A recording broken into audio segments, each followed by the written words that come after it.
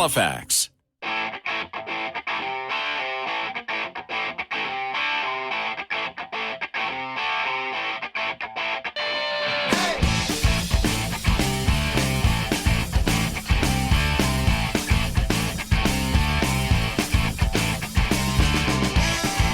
hello and welcome to the Thursday, or as we like to call it around here, the Friday Eve edition of the Todd Veinotte Show.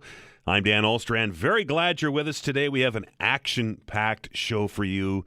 We're going to talk about a lot of things, and Vanessa was walking about before the program today, and she had this big smile on her. She always smiles, but she had a bigger smile than usual on her face because I think maybe she might have walked by the prize cabinet today.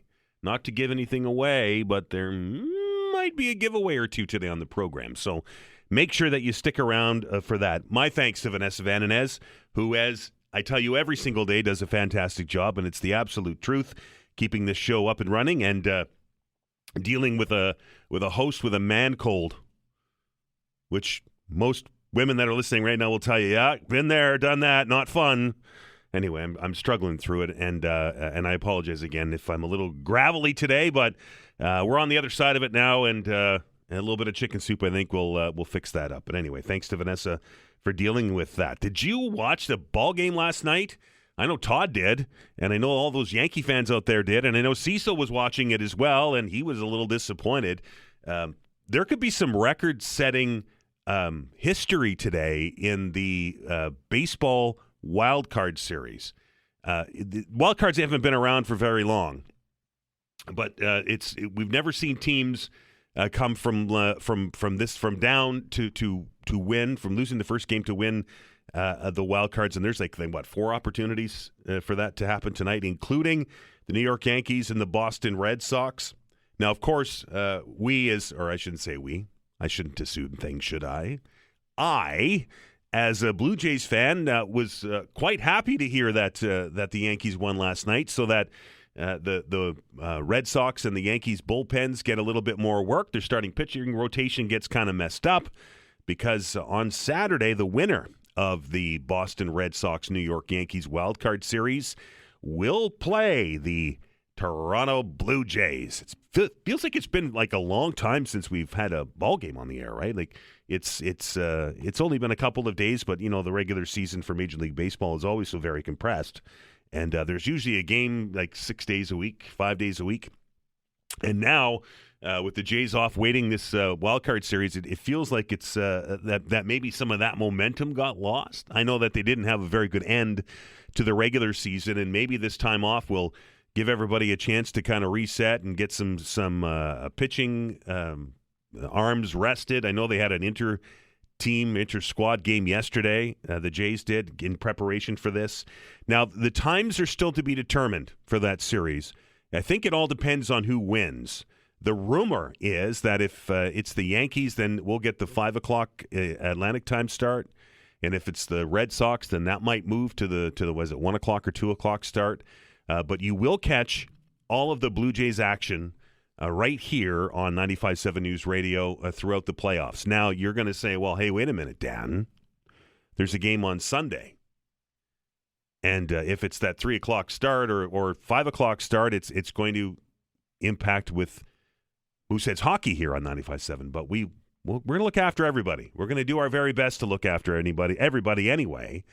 So here's the plan for you sports fans out there. And if you're not a sports fan, I apologize, but I think this is important information to get out there. Because the Blue Jays are in the Division League Series, of course, there's some interest in that. I know I'm interested in it. But we also are the home of the Mooseheads, right? So we're going to try and do both. As you likely or probably already know, we as a radio station are unable to stream Major League Baseball. That's not a choice that we make. That's a choice that's made by Major League Baseball. They won't allow us to stream Blue Jays games over the internet. So if there's a conflict, and there likely will be on Sunday, we'll start the hockey game on the radio and on the stream, depending on the start of the game, of course. And then once the Blue Jays game starts, we'll carry that coverage over the air. So on your radio, right? That will be Blue Jays baseball. The hockey game will continue, but it will be broadcast on the stream on Sunday. So best of both worlds. I know I'll have the ball game on the radio. I'll have the hockey game on the stream, and I'll drive everybody in my house crazy listening to all that sports. But that's the plan. So if you're a Blue Jays fan, don't fear. We will bring those games to you. If you're a Mooseheads fan, no fear. We'll bring you those games. It'll be on the stream, so you can catch that on your phone or on your computer or however you stream audio these days. So just wanted to get all that stuff out there so that there's no confusion. And, of course, and it doesn't look like, at least for much of the Division League series, the ALDS, that there is a lot of conflicts with the Mooseheads, at least at this point. So we may only have to do this like once or twice. So that's a good thing. And we're going to do our very best to bring all that stuff to you. What's happening in the news? Well, Lake George, that wildfire certainly exploded. The news this morning was, 290 hectares in size? That's like 29 square kilometers. It's quite a large footprint now. And we know that there are still a number of people that are evacuated from there. And as I said yesterday, and I'm sure many of you are saying the same thing, it would be just an absolute awful experience. We know we just had a bunch of people that have gone through that and are now getting back to their properties over in Annapolis County at the Long Lake Fire. And now we're seeing people in Kings County being evacuated at Lake George. And it's just awful. DNR firefighters say that they're continuing to work on it. They've got a bunch of apparatus in the scene. They have a bunch of airplanes in there, and they're trying to get a grip on this fire. And if we get an update on it between now and the end of the show, I promise you that we'll bring you that information to you. Hopefully no more evacuations. My goodness, let's hope that happens. And we wish everybody the very best, because it must be just an absolutely harrowing situation. You heard on the news this morning that there's been a disruption over at the Cobequid Community Health Center. Apparently there was a fire overnight in a boiler, and that put smoke into the building. And the Cobequid Center is closed at this point to deal with that. We reached out to Nova Scotia Health this morning to have somebody come on the show. They couldn't make anybody available, but did send us a statement, and I'm going to share that with you now. They write that what I can share is that the Cobequid Community Health Center is closed to all services until further notices. Patients, staff, and community members are being asked not to attend the facility at this time. For those with appointments, blood collection patients should proceed to the Bears Road blood collection at the same appointment time. They may also reschedule their appointment at Cobequid. For diagnostic imaging appointments, patients will be contacted by staff, and they will provide them with some direction. The statement goes on to read that updates will be provided as more information becomes available, and they say thank you for your patience and your understanding. So the big points here are: those with a blood collection appointment today that was scheduled at Cobequid, because the facility's closed because of that overnight boiler fire, those appointments will be taken at the Bears Road blood collection site at the same appointment time. And but if that doesn't work for you, then you can obviously reschedule for your appointment at Cobequid. Those with diagnostic imaging appointments, patients will be contacted by staff, and they will make further arrangements there. And again, another story that we're keeping our eye on. I know our newsroom is working the phones on this, and we will try to get you the very latest information that we can here on the Todd Veinotte show as we continue to move forward. What else is going on? Did you get the warning? I downloaded the Nova Scotia Alert app that the province put out a couple of weeks ago in the aftermath of the Long Lake fire, the NS Alert app. If you don't have it, it's pretty handy. It really is. It alerts you to warnings like we've been seeing with the evacuations at Lake George in Kings County, and also will pop up the odd advisory. And my phone went off at about 4:00 this morning, which was kind of annoying, but that's okay. It's an alert. And it popped up a frost warning. So there is apparently a frost advisory. They don't call them warnings in Nova Scotia. They call them advisories. That is in effect for tonight. So if you have some couple of tomatoes left on those vines that you're trying to ripen before you pull them off and put them on the table, which is tradition, right? Because they never ripen in time. Then, or other frost-related or frost-sensitive plants, you might want to take a look and cover those up tonight, because the temperatures are, I don't necessarily think it's going to happen widespread, but there is a chance of some patchy frost tonight, and it would be just terrible if you went through the whole summer and you're waiting for something to ripen and it got bitten by frost before you had a chance to take it off. Because is there nothing better on the planet than a tomato that's picked fresh right off the vine? Put that on a sandwich. Oh, boy. Anyway, so just a word of warning there. There's a frost advisory in effect for tonight. And just very quickly before we head off into our first guest today, we have a special edition of the Todd Veinotte Show happening today, because after 12 o'clock today, we're going to connect up with our good friend and veterinarian, Dr. Jeff Goodall, will be here. It's fall. It's time to get the furry friends and feathered friends ready for the W months that I just have trouble saying still. But it's what you can do to get your dog, your cat, your bird, your goldfish ready for the winter months. Dr. Jeff Goodall will be here after 12 today, and he will be here to answer all of your pet questions. So if you have something, maybe the Fido ate something, or your cat's doing something that's out of the ordinary, here's a good chance for you to get some free advice from our good friend and Dr. Jeff Goodall, and he'll be here after 12 today to answer those questions. So make sure if you have a question, you're by your phone and by your radio after lunchtime today, and he'll be here for an hour to answer those questions. And finally, just before we take the break, did you hear it in the news just before we came on? Rocky Horror Picture Show is 50. I've been talking about this reunion that I went to this past weekend, a military reunion, and that made me feel old, right? Because some of the people that I served with, their kids are in the military now. It's wild. But anyway, and then driving in this morning, and I heard the Time Warp on the radio, and I thought, what's going on? And lo and behold, Rocky Horror Picture Show, 50 years old. Now tell me you haven't seen it. Is it not just the coolest thing to do when we were growing up? I know I'm probably dating myself, but when we were growing up, to go and see those midnight showings, when everybody was yelling at the screen and they were throwing toast and dressing up and dancing the Time Warp. 50 years old. Holy smokes. We're going to stop and take our first break here on the Todd Veinotte Show. But before we do that, I mentioned that Vanessa had a big smile on her face because she had been visiting the prize closet this morning. You probably heard the ad just before we came on the air today. Krista Berg is coming to town, right? You're like, Chris who?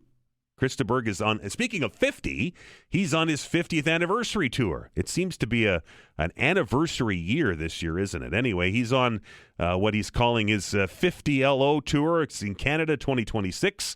He'll take to the Rebecca Cohn stage for a special, unique solo performance of all of his hits, including Spanish Train, my favorite, Don't Pay the Ferryman, Spaceman Came Traveling, Patricia, and of course, Vanessa's song, Lady in Red, and which is, by the way, 40 years old this year. Sorry. Anyway, if you want to go see Krista Berg, we have a couple of pairs of tickets here. That's going to happen at the Cone, by the way, on April the 6th. If you want to go see Krista Berg on us, here's an opportunity to do so. 2 pairs of tickets, 902-405-6000 or 1-877-801-8255. Callers number, Vanessa, 5 and 10. 9. Caller 5, caller 9. Call now and enjoy the show. I've seen him before. He's fantastic live. And at the Cone, it'll be even better. We're going to make a serious shift here in the program today. We've been talking about Dartmouth Cove for a long time. We've talked to Sam Austin, who brought that legislation a couple of weeks before council that will start the process to get a bylaw that would give it to the same protections as seen in the Northwest Arm. We've taken calls from people who are trying to protect Dartmouth Cove, the walking trail there, and such and so forth. But what we haven't, or who we haven't spoke to, are the people that are the property owners there that are being impacted by this.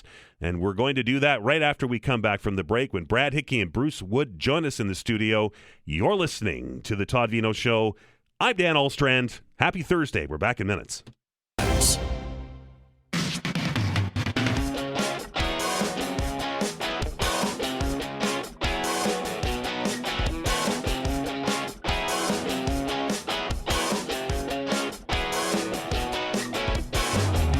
right, welcome back. If you've been following the show or you've been following the news or have been watching the goings-on at City Council, you no doubt have heard about some of the controversy, I think is probably a way to describe it, that's going on at Dartmouth Cove. And as I mentioned before the break, we've had a conversation with District 5 Councillor Sam Austin about the reason why he pushed a bylaw forward that would afford the same protection to that piece of real estate that has been afforded to the Northwest Arm.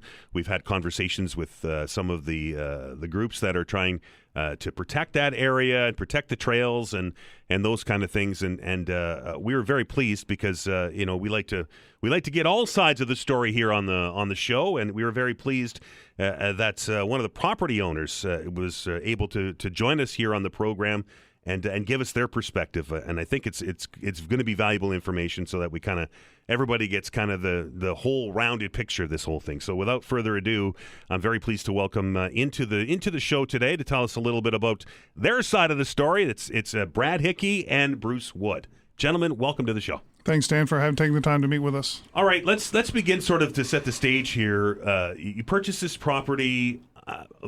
Why did you purchase it, and what are your plans for it? So, Dan, one of the biggest reasons, we do a lot of, myself, my cousin Tommy, we own ARCP, and we do a lot of excavation work in the city of Halifax.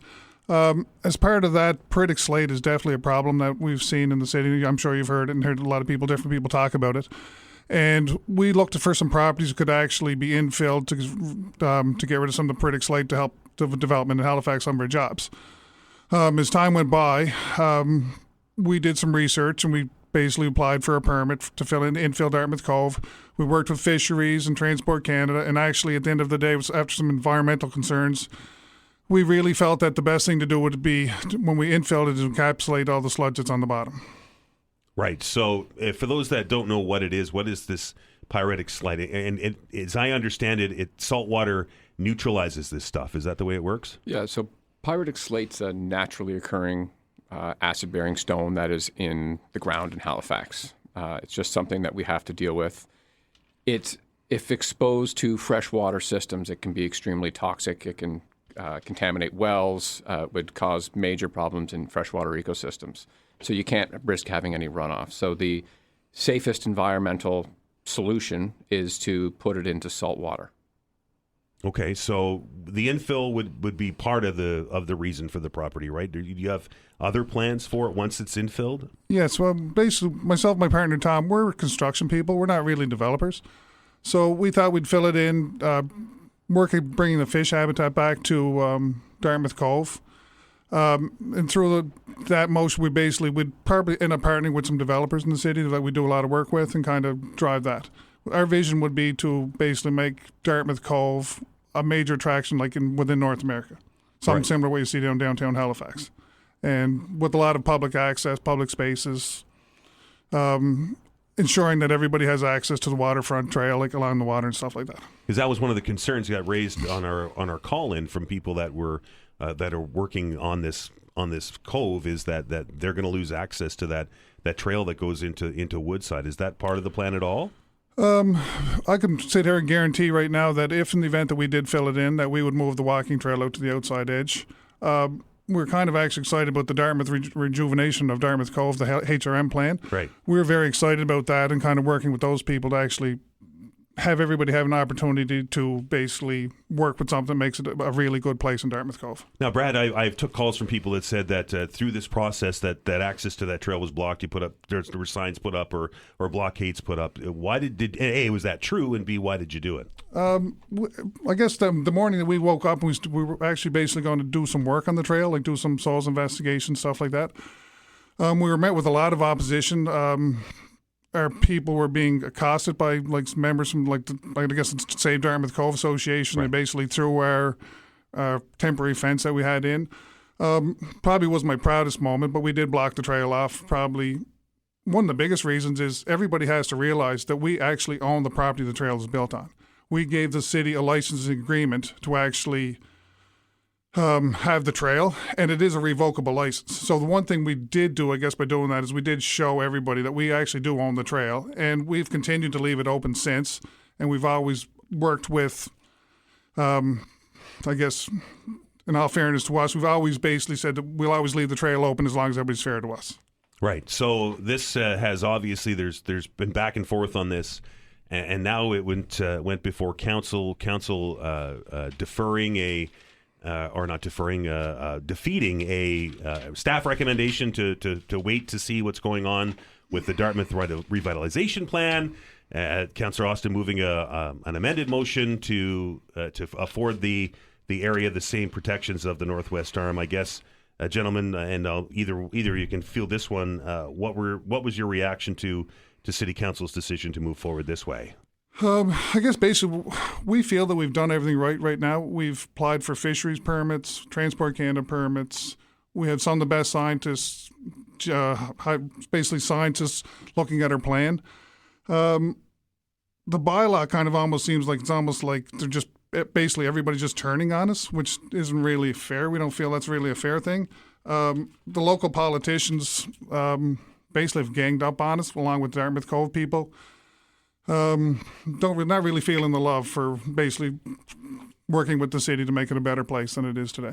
Been a lot of discussion about jurisdiction, right? There's been a lot of talk about that HRM Council doesn't have jurisdiction to do what they're doing, that because it's a working harbor, it's a Transport Canada thing, and until that high water mark or whatever it is that the city takes that over, that they don't have jurisdiction on it. What's your thoughts on that? That is the case. Like right now, the bylaw that city's going to pass, they have actually no jurisdiction to pass a bylaw that prohibits infilling in Dartmouth Cove, period. The federal government's been pretty clear, and I'm not sure why council is not kind of clearly stating the federal communication that came back. They kind of stuck the letter that federal government sent at the back of the agenda and didn't really address it. But the federal government was pretty clear in their communication that they don't have any interest in forming municipal bylaws, and that the municipality is free to make their own bylaws so much as they do not interfere with the jurisdiction of the federal government. They stated that quite clearly in their letter. And so I'm not sure why council has continued to question the fact as to whether they have federal jurisdiction or federal approval to move ahead with the bylaw. That was something that was discussed at council during the debate was that there was no or very little communication that was brought forward from the feds. There's been two letters, as I understand, from the feds in the last while, both reiterating the same point. And just to be clear, HRM would continue to have full zoning authority on the land once it came up. So the notion that somehow Halifax Council wouldn't be fully in control of what that space was used for afterwards is just absolutely misleading. As soon as the area is filled in, HRM has full jurisdiction over zoning and what the space would be used for. So if the Dartmouth revitalization plan that they've been talking about, this plan that would develop the waterfront into something like we see on the Halifax side, you are open to that and you wouldn't block that in any way. Absolutely. And I mean, that's the problem is that, this bylaw would actually basically throw to waste the current work on that plan. And as we understand it, it's been about $800,000 worth of taxpayer money spent. And, HRM planning themselves have kind of said, don't proceed with this. It doesn't line up with our plans. We're fully able to execute going forward. All right, gentlemen, just about out of time. Yep. And I don't want to put any words in your mouth, but the statement that I got kind of alluded that you're looking at all your options here.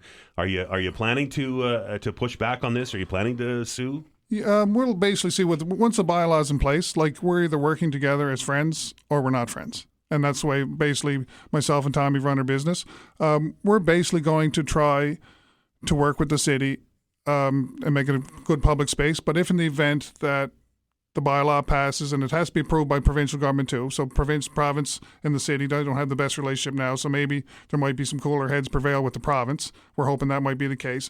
But if it actually gets to the point of the bylaw passing, we've actually been referred to with our lawyer that there are many things we can do, like spot zoning, constructive taking. The bylaw is totally illegal, what they're trying to do. You can't specifically pick one PID and say, we're not going to allow you to do anything like that. The Dartmouth Cove protection people are listening to the show today, there's no doubt. Your message to them? We'd like to work with you guys best we can. We'll guarantee you guys access when it's infilled to the water's edge. Go on our website and have a look and actually see what we're planning on doing. I know there's a lot of negativity, but just go on our website, have a look at what we're doing. Our Rockweed Beach, or bring the fish habitat back. We've had a lot of scientists work with fisheries for two and a half, 3 years to actually come up with the plan. Just take the time and look at our website and review our information that's out there. Thank you. Brad Hickey, go ahead. It's just onedartmouthcove.ca is the site. Brad Hickey, Bruce Wood, thank you very much for coming in today. I appreciate it, and all the best. Thank you, Dan. Thank you. We're going to stop and take a break for the news. I won't turn my mic off, I promise. And when we come back, we're going to take a look at the plan by the U.S. president to impose a 100% tariff on movies and what that means to the film production happening here in Nova Scotia. You're listening to the Todd Veinotte Show. I'm Dan Olstrand. We're back in minutes.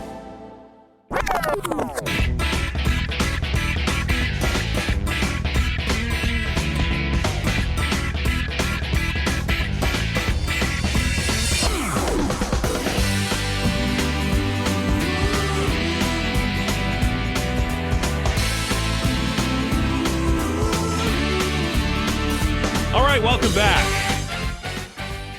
It's the Todd Veinotte Show. I'm Dan Olstrand on a Thursday, or as we like to call it, Friday Eve around here.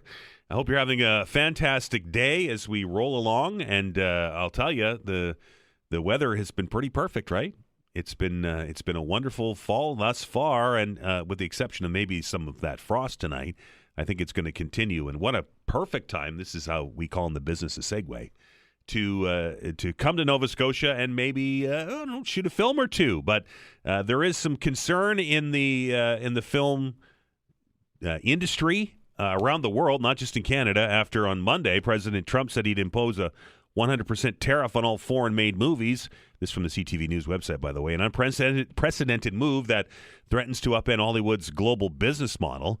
The step signals Trump's willingness to extend protectionist trade policies into cultural industries, raising uncertainty for studios that depend heavily on international box office revenue and cross-border co-productions. Now, there's still a lot of questions to be answered, and the biggest one is if he has any authority to do that. But we know that Nova Scotia has a thriving film industry. It doesn't. You don't have to go very far to see a production underway, and we're very pleased to welcome back to the program the Executive Director of Screen Nova Scotia. That's Laura Makenzie. Laura, how are you? Hi, I'm doing great. Thanks for having me. So I guess that's where we'll start with this tariff, and we know that that there's ebbs and flows in the film industry, but this tariff could be a bad thing. Well, yeah, it would be extremely disruptive, for sure. I mean, American productions come to Canada, obviously because the creative aligns with our landscapes, and we have competitive incentives and a great dollar exchange, but also because we have exceptional crews and talented performers. Like, we have a lot to offer, and it would be extremely, disruptive if that were to go away. I know this is still relatively new. It's just been announced, and as I mentioned in the preamble, there's not a lot known about how this all would work, but are you fielding calls from people that are concerned about it other than me? No. It's not the first time we've heard this, right? We heard this back in May. And I think, what we know for sure is that there is no mechanism that exists to tariff a digital good. Right. So all the tariffs thus far have been on goods that cross the border and can be tariffed at the border. And film is no longer a physical product that crosses a border, like once it's been captured on film. So now, it's many bytes of digital information that are sent, back to the owner via the internet. So a mechanism to tariff has not been created.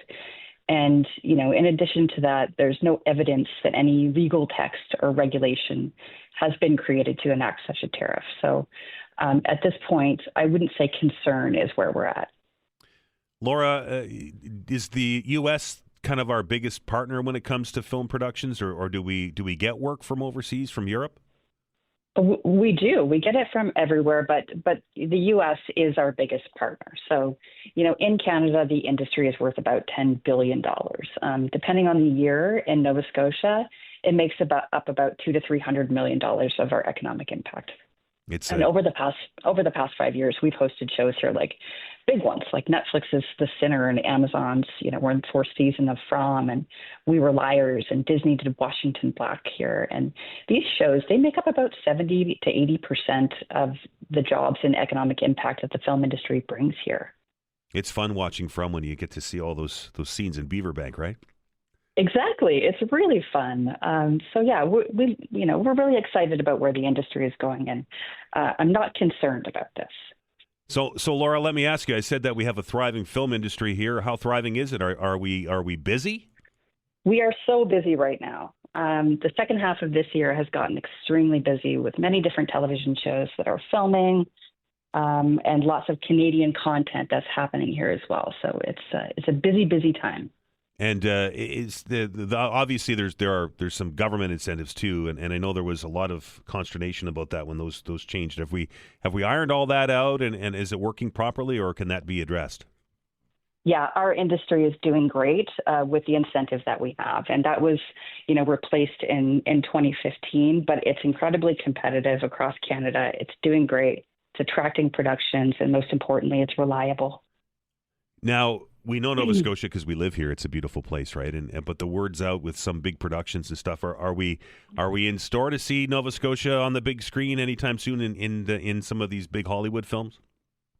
Yeah, absolutely. 2026 is going to be a big year for Nova Scotia on the global screen. So you just got to watch the shows. No, that was kind of coy. Are they still under wraps? Well, some of them are, yes, some of them are. But, Sullivan's Crossing is filming here. We Were Liars was just announced for season 2. So there's a lot on the go in Nova Scotia. It's going to be a great 2026 as well. And we know that we have, as you mentioned, a lot of really talented people here. We have some talented filmmakers in Nova Scotia as well. And coming off the heels of another successful Atlantic International Film Festival, they get right front and center during that. Yeah, they sure do. What a great festival we had, projects like Bretton Hannum's at the Places of Ghosts having its world premiere at TIFF. There was so many great feature films that were, made right here by Nova Scotians, shown at the Atlantic Film Festival, and they'll go on to be featured at film festivals around the world.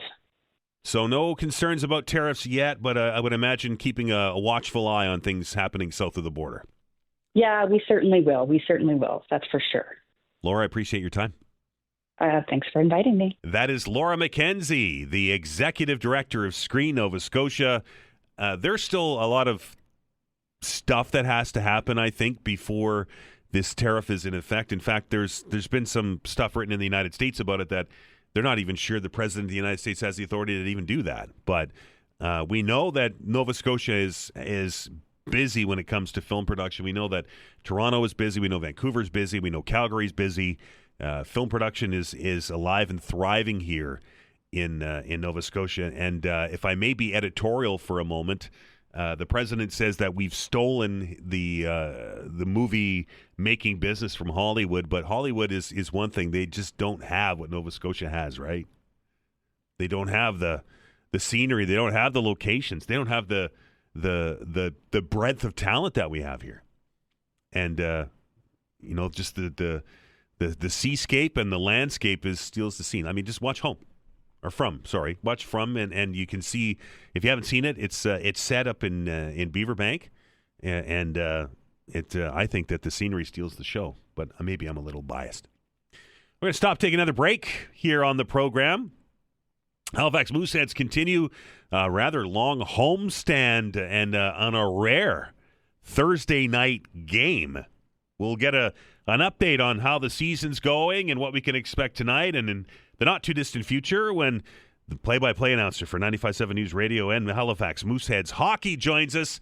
That's Garreth MacDonald. You're listening to the Todd Veinotte Show. I'm Dan Alstrand. We're back in minutes. Facts.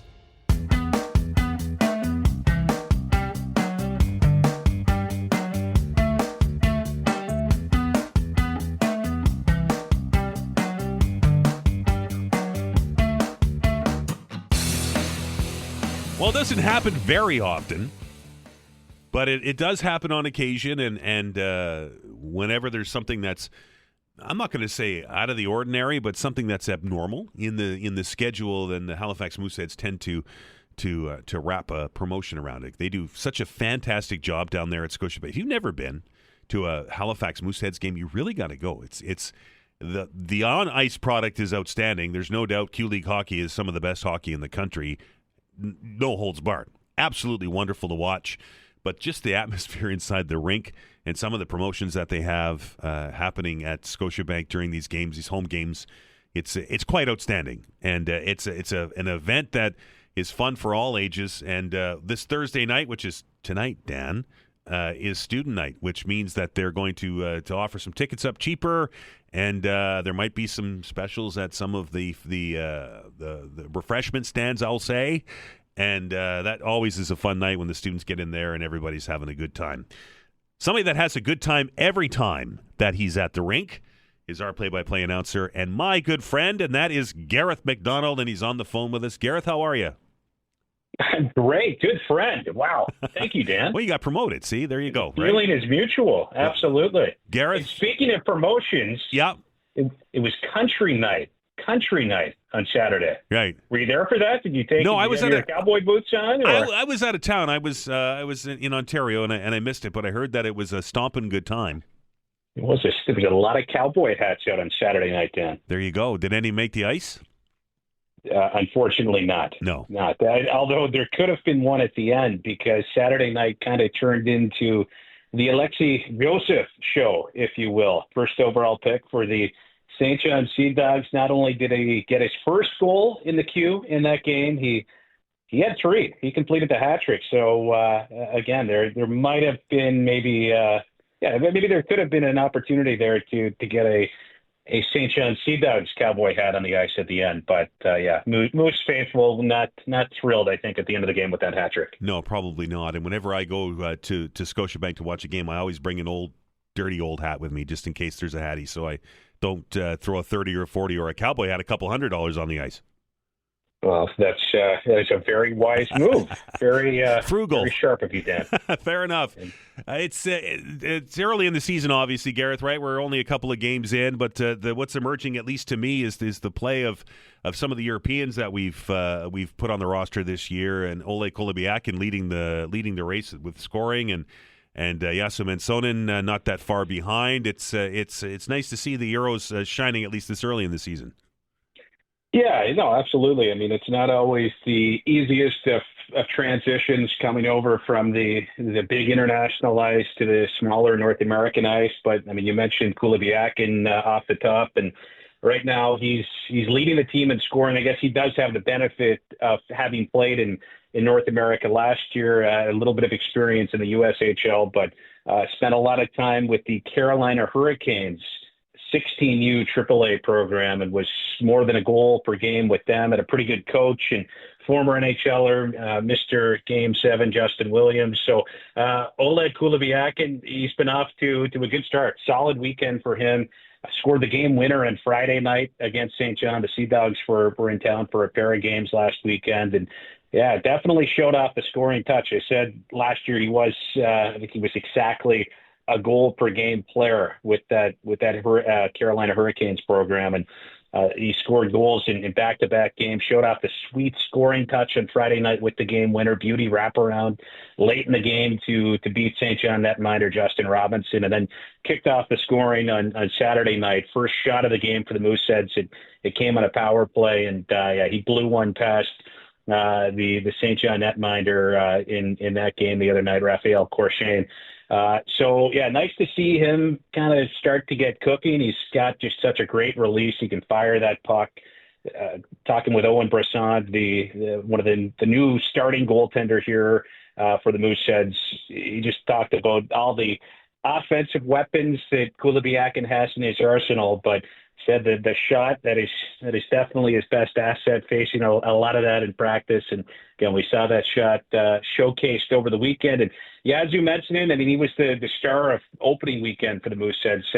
Had their only goal in their first game against the Charlottetown Islanders, and then he followed it up the next night with another goal as well. So he's a hard-working guy. Maybe I think the skill level when he arrived in Halifax, it wasn't the first thing that we talked about. I think the Mooseheads management group, in selecting him, they were expecting a typical Finnish player. When they come over, we haven't seen a ton of those in the history of the Mooseheads, but we do know when the Finns arrived to play Major Junior in Canada, typically they're they're just so solid at both ends of the rink. The hockey IQ is always high. The details of the game are always there.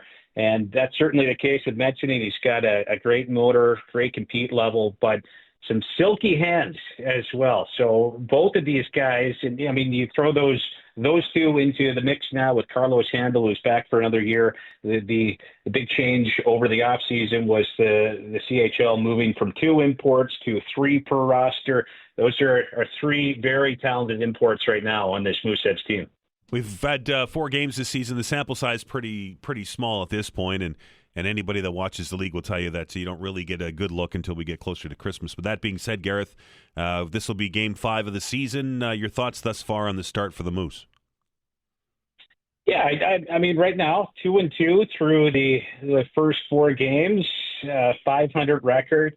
We know there is a lot of new blood in this Mooseheads lineup this season. A few guys returning, but it's still, I'd say, one of the youngest teams in the league. They got a new head coach this year, and Brad Makenzie, who's certainly not new to the Mooseheads, having been an associate and an assistant coach with the team since 2021. But obviously, he's still looking to put his stamp on this program.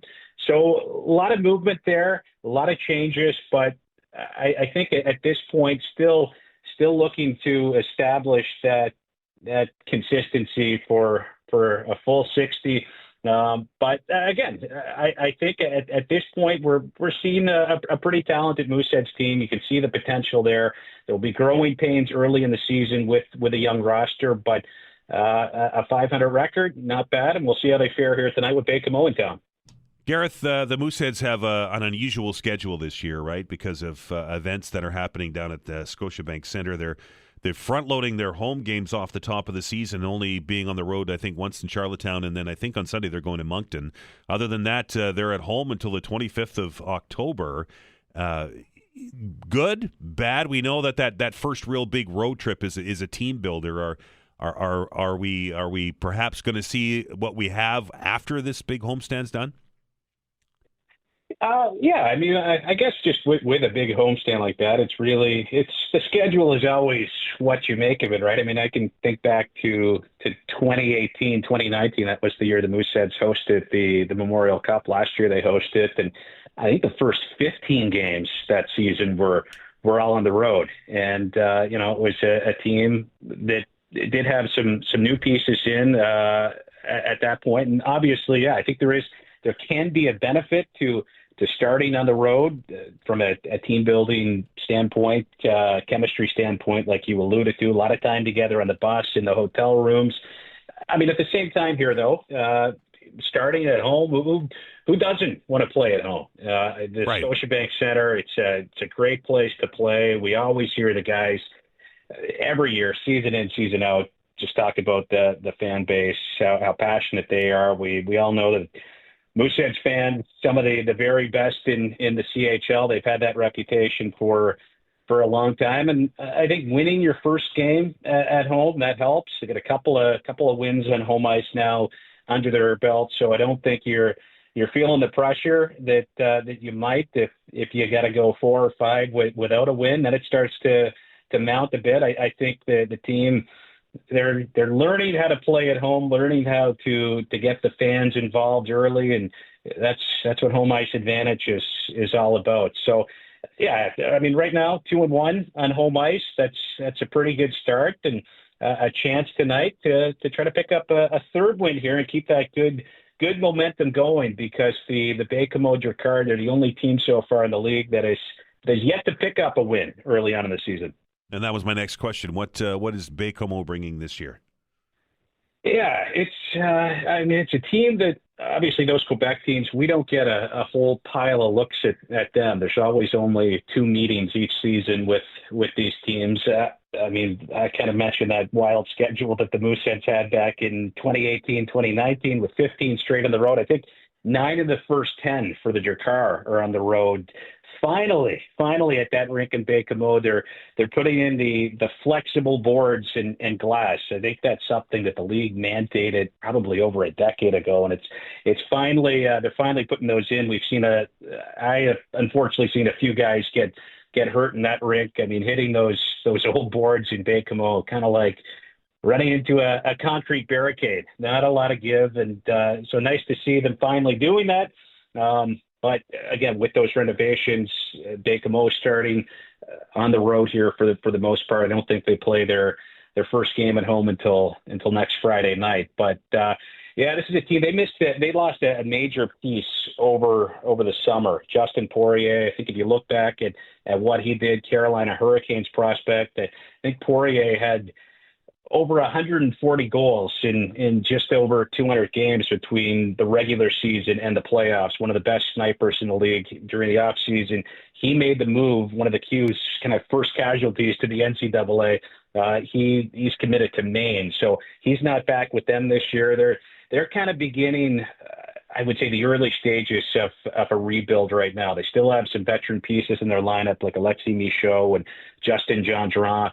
Great goaltender in Lucas Beckman, but this is a team that's really kind of gone for it the last couple of years. They were in the final 2 years ago against Drummondville. This is likely their kind of first step in that rebuild process. So I'd say through the first couple of weeks they have struggled to find any offense, but they will no doubt be hungrier here tonight. And with Lucas Beckman in goal, probably the best player in their roster, they will get some of the best goaltending in the queue this year. So I'd expect them to be pretty hungry here tonight after a sluggish start. And again, they got some great goaltending. Gareth, best of luck on the call tonight, and we're all looking forward to hearing it. Well, look forward to it as well. Always good to chat with you, Dan. Take care. That is Garreth MacDonald, play-by-play announcer here at 95.7 News Radio. Pre-game 6:30 tonight. Game, the puck drop starts at 7, and if you want to go, Vanessa has a pair of tickets. 902-405-6000, 1-877-801-8255. Caller number 7 takes home a pair of tickets to tonight's game. Mooseheads, Drakkar, Scotiabank Center. Going to be a fun night. We're going to take a break. When we come back, it's time for the open hour. 902-405-6000 or 1-877-801-8255. We're back after the break. Facts.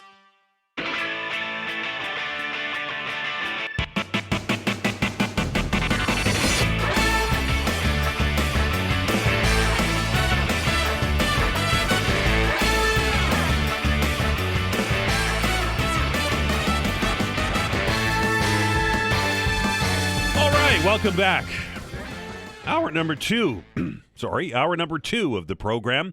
I'm Dan Ulster, and hope you're having a fantastic day as we roll along here. It's now time, of course, for the open hour. Don't forget, coming up after the news at noon, we will be opening up the phone lines. Dr. Jeff Goodall, our veterinarian, will be here to answer your pet-related questions. So if you have a question for Dr. Goodall, that's going to happen in about 60 minutes' time. So make sure you're by a phone, by the radio, and I look forward to a conversation with that. But before, of course, as is tradition here on the program, we are going to open up the telephone lines now. It's the Thursday edition of the Open Hour, 902-405-6000 or 1-877-801-8255. There's a lot to talk about, of course. During the first hour of the program today, we had a conversation with one of the property owners on Dartmouth Cove, laying out their case for why they should be allowed to infill on that site. Very adamant that the trail that had been in question that we'd taken calls on was to be and remain open. Said that, and I think the quote wasn't my finest hour when the cove or the trail at the cove was blocked off with a barricade. Said they are very open to working with those that are looking to protect Dartmouth Cove moving forward. And of course, that is still a long way to go on that file, I think, because I still think that we're in for a bit of a jurisdictional fight over if the city even has the right to do what they're planning to do with this bylaw. Sam Austin says they do. We'll have to see what happens when it moves forward. And of course, the business owners that were in here saying that they're not going to leave any of the options on the table once the bylaw comes forward, and that could and may include legal action to stop this bylaw from happening. There's that to talk about. There's the ongoing fire situation up there in Kings County on Lake George.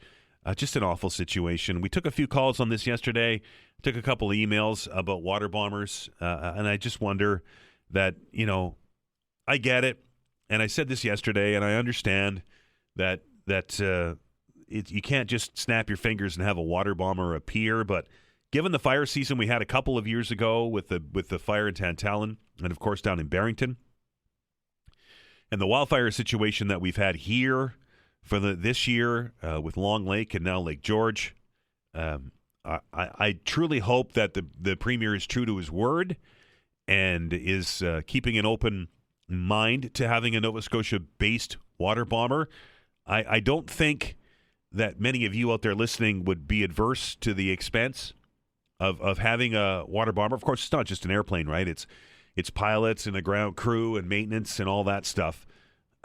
And, of course, we could share it and would share it, like we're borrowing water bombers from Newfoundland and Labrador and New Brunswick at times, right? So I truly believe that it's time that we take another look at fire suppression and the fire management that we have here in Nova Scotia. And I truly believe that it's time that we reconsider adding a water bomber or more, maybe two. Two's probably the best solution here in the province, because I don't think this wildfire situation, folks, is going to get any better moving down the line with the way that things have changed with climate change. And I know that many of you have concerns about that, but it's pretty obvious given the summer that we just had, right, with the dryness and the fires that we've had over the last couple 3 or 4 years, that this isn't going to go away. And I think, and again, I go back to my experience at the Susie's Lake fire in Bears Lake when those bombers came in from New Brunswick. That changed the entire situation there. And I wonder if that is something that we need to consider here, something you might want to talk about here on the program as well. Also, speaking of the provincial legislature, did you read this story this morning?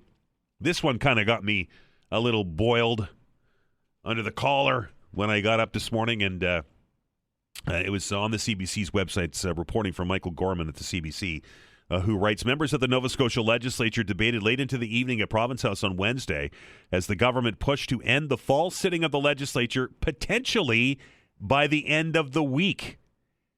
8 days after it started. The story goes on to read, the Progressive Conservatives called 8 hours on Wednesday in an effort to move legislation through the House as quickly as possible. The bulk of the debate focusing, of course, on Bill 127. That's the omnibus bill that's got just about everything in it. And, of course, there's some concerns about land protection there and Mi'kmaq rights. But there's just so much in that bill. I mean, to be able to debate that in full, it should be, I think, about 8 pieces of legislation and not one. But Nova Scotia has a reputation across the country for having, if not the shortest, one of the shortest sessions of the legislature across the country. I understand we're only 1 million people, and I understand that lots of work happens outside of legislative sessions. MLAs don't just go to work down there in downtown Halifax, and when the session ends, they don't put on their Hawaiian shirts and shorts and sit on their back deck for the remainder of the time. I will give them credit where credit is due, and suggest that they do work really hard when they're in their ridings and their jurisdictions, because they take calls from people and so on and so forth. But the public-facing part of government is when they're in the legislature. That's when question period happens. That's when bills are introduced and debated, and there's back and forth and so on and so forth. And ministers are readily accessible, and the Premier is readily accessible. He's not here today. He's in Ottawa. But it bothers me that we have sessions that are, 8, 10 days, 12 days, 15 days long. If this session ends on Friday, and we don't know for sure, but if it does, we're not going to have a session at the legislature probably until March. Just think about that for a minute. 902-405-6000, 1-877. 801-8255. Those are just some of the things you may want to discuss. But, of course, as I say many times here on the show, the beauty of the open hour is you can talk about whatever it is on your mind. We'll listen to all opinions. We do our very best. 902-405-6000, 1-877. 801-8255. We begin with John. John, how are you? Not too bad, Dan. Yourself? I'm okay. What's on your mind? Well, I'm just calling back in response to our friends from ARCP, Hickey and Wood that were on this morning. I find it a little odd. I'm going to give you a little politics on the Dartmouth Cove issue that they left out when they talked about politics. Sure.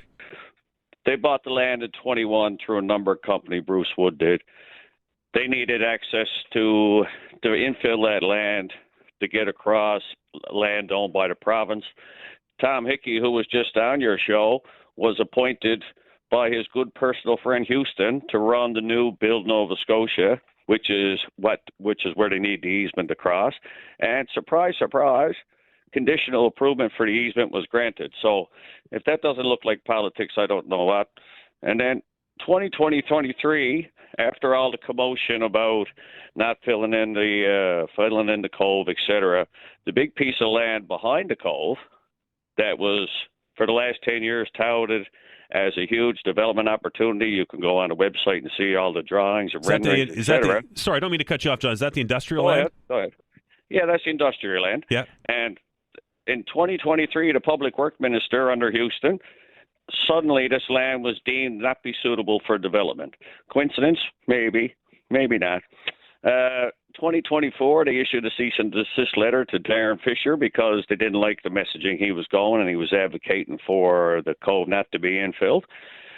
And despite what your friend said, or the guy said this morning, they illegally blocked the trail after, when in response to the council starting to talk about putting a bylaw in. So they had a tantrum because they weren't getting what they wanted, and they blocked the trail. And then they illegally blocked the trail that they don't own. The city owns the trail. They have a permanent easement on that land, so they don't own the trail. Well, to be fair, John, he did say it wasn't his finest moment, right? Well, I think there's been more than – oh, yeah, to be fair, it wasn't his finest moment, but there's been more than one non-fine moment in this whole thing. They had to get a court order to get him out of there, so he never removed him. He never had a moment of regret. It's just his PR stunt backfired, so now he's calling it not his best moment.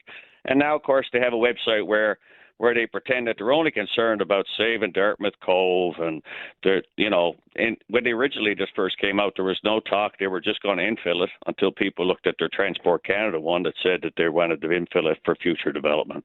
So I just wanted to give a little context. Sure. I won't get into the other reasons why it's a bad idea. I think we spent enough. We've given away too much of our waterfront to private companies for private individuals. We got a casino on our waterfront when you could put a casino in the parking lot anywhere you want. So that's all I wanted to say. I just wanted to provide a bit of context and a retort to some of the, I'll say, misleading comments made by your guest this morning. Appreciate it, John. Okay. 902-405-6000, 902-405-6000, or 1-877-801-8255. It's just that easy. We'll take a break. We're back in minutes.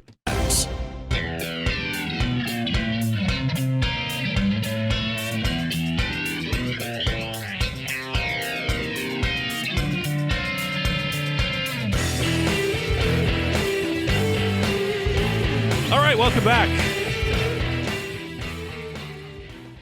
Hope you're having a fantastic day. The lines are open, 902-405-6000 or 1-877-801-8255. This is the open hour. You can chat about whatever it is on your mind, and we'll head right to the phones and welcome John to the show. John, how are you?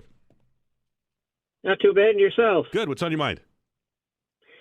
I'd just like to say that it's too bad that we have this president of the United States, Trump, which caused us a lot of money to have to spend on defense and everything else. Now, there's nothing wrong with us spending money to protect ourselves, but we wouldn't have had to spend as much money as we would have with Trump being president. And the other thing is, with the forest fires we're having, now we're going to have to spend more money to help prevent forest fires, or to put them out with a place with bombers and everything that we have to hire people, and God knows how much money that will cost the taxpayers to have this in. Now, I'm not saying there's nothing wrong with it. It might be very necessary that we go that way today. But you know as well as I do that most of the fires we've had here in Nova Scotia have been caused by human beings. And what a shame it is that human beings cannot take the initiative to be careful in not making fires, or if they do, to put them out properly. But of course, a lot of them are made intentionally just to cause problems. And now we're going to have to spend more money that we wouldn't have had to do because of their ways of doing things. These human beings that like to make trouble for everybody.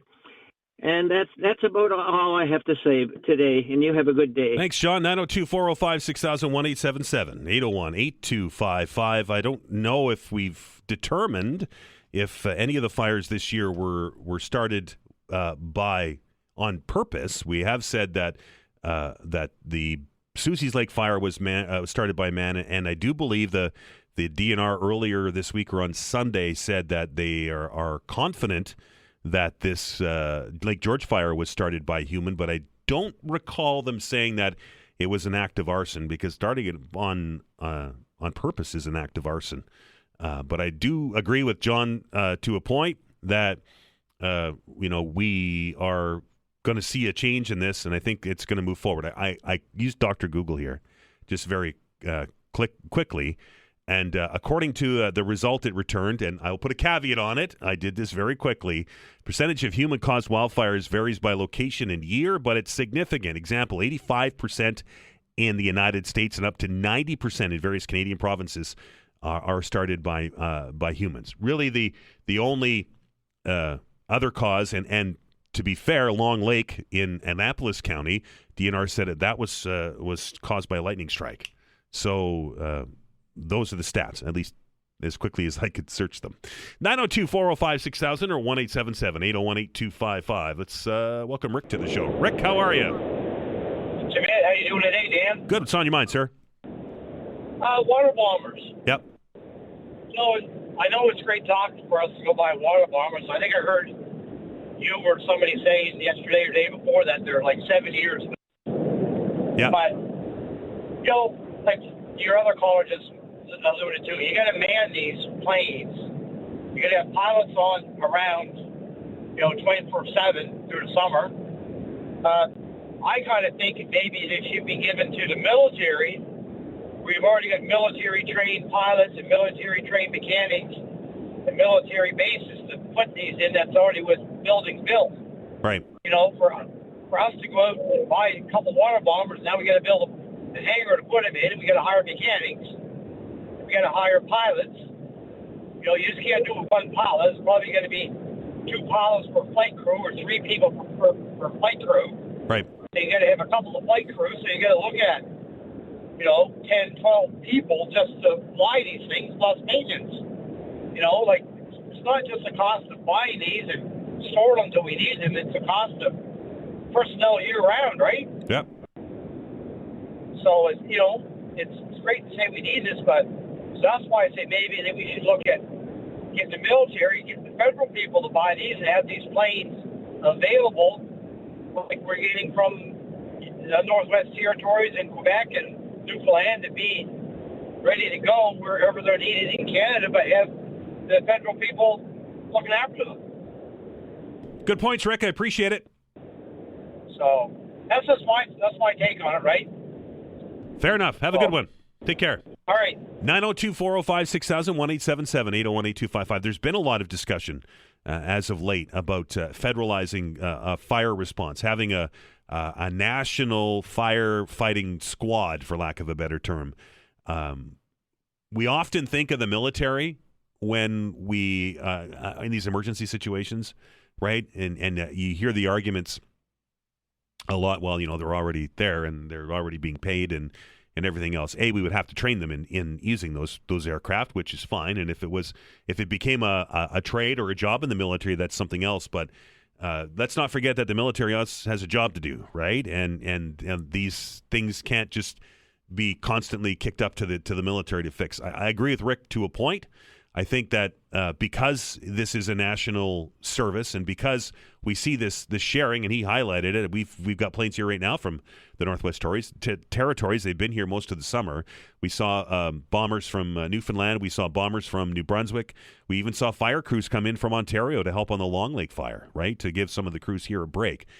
maybe that's something that we should look at as a country moving forward. Instead of it being a provincial responsibility, we created, like in the U.S., they have the National Forest Service, and they become the front line for. Oh, well, I don't even know if you'd be the front line, because that would always be the local fire department, but they've become the bulk of the firefighting apparatus that we have in the country to deal with this stuff, right? And then it wouldn't be a provincial responsibility. It would be a federal responsibility. And I know, before you dial the numbers, I know it all comes from the same taxpayer. But it kind of makes sense. This probably should be a national asset as opposed to a provincial asset. And then everybody can share in the resources as necessary, right? My biggest concern earlier in the summer with the fire at Long Lake and the fire even at Susie's Lake was that there was 3 big fires burning in New Brunswick, and Newfoundland and Labrador was on fire at the same time. So when there's that much happening and resources are spread thin and they're provincially owned, then one would assume that the asset would, of course, deal with the provincial stuff first, right? So if this was a national asset, then maybe that eliminates that concern. Always a good topic of discussion. We're going to stop, take a break. The open hour continues on the other side. You're listening to the Todd Veinotte Show. I'm Dan Alstrand. We're back in a minute.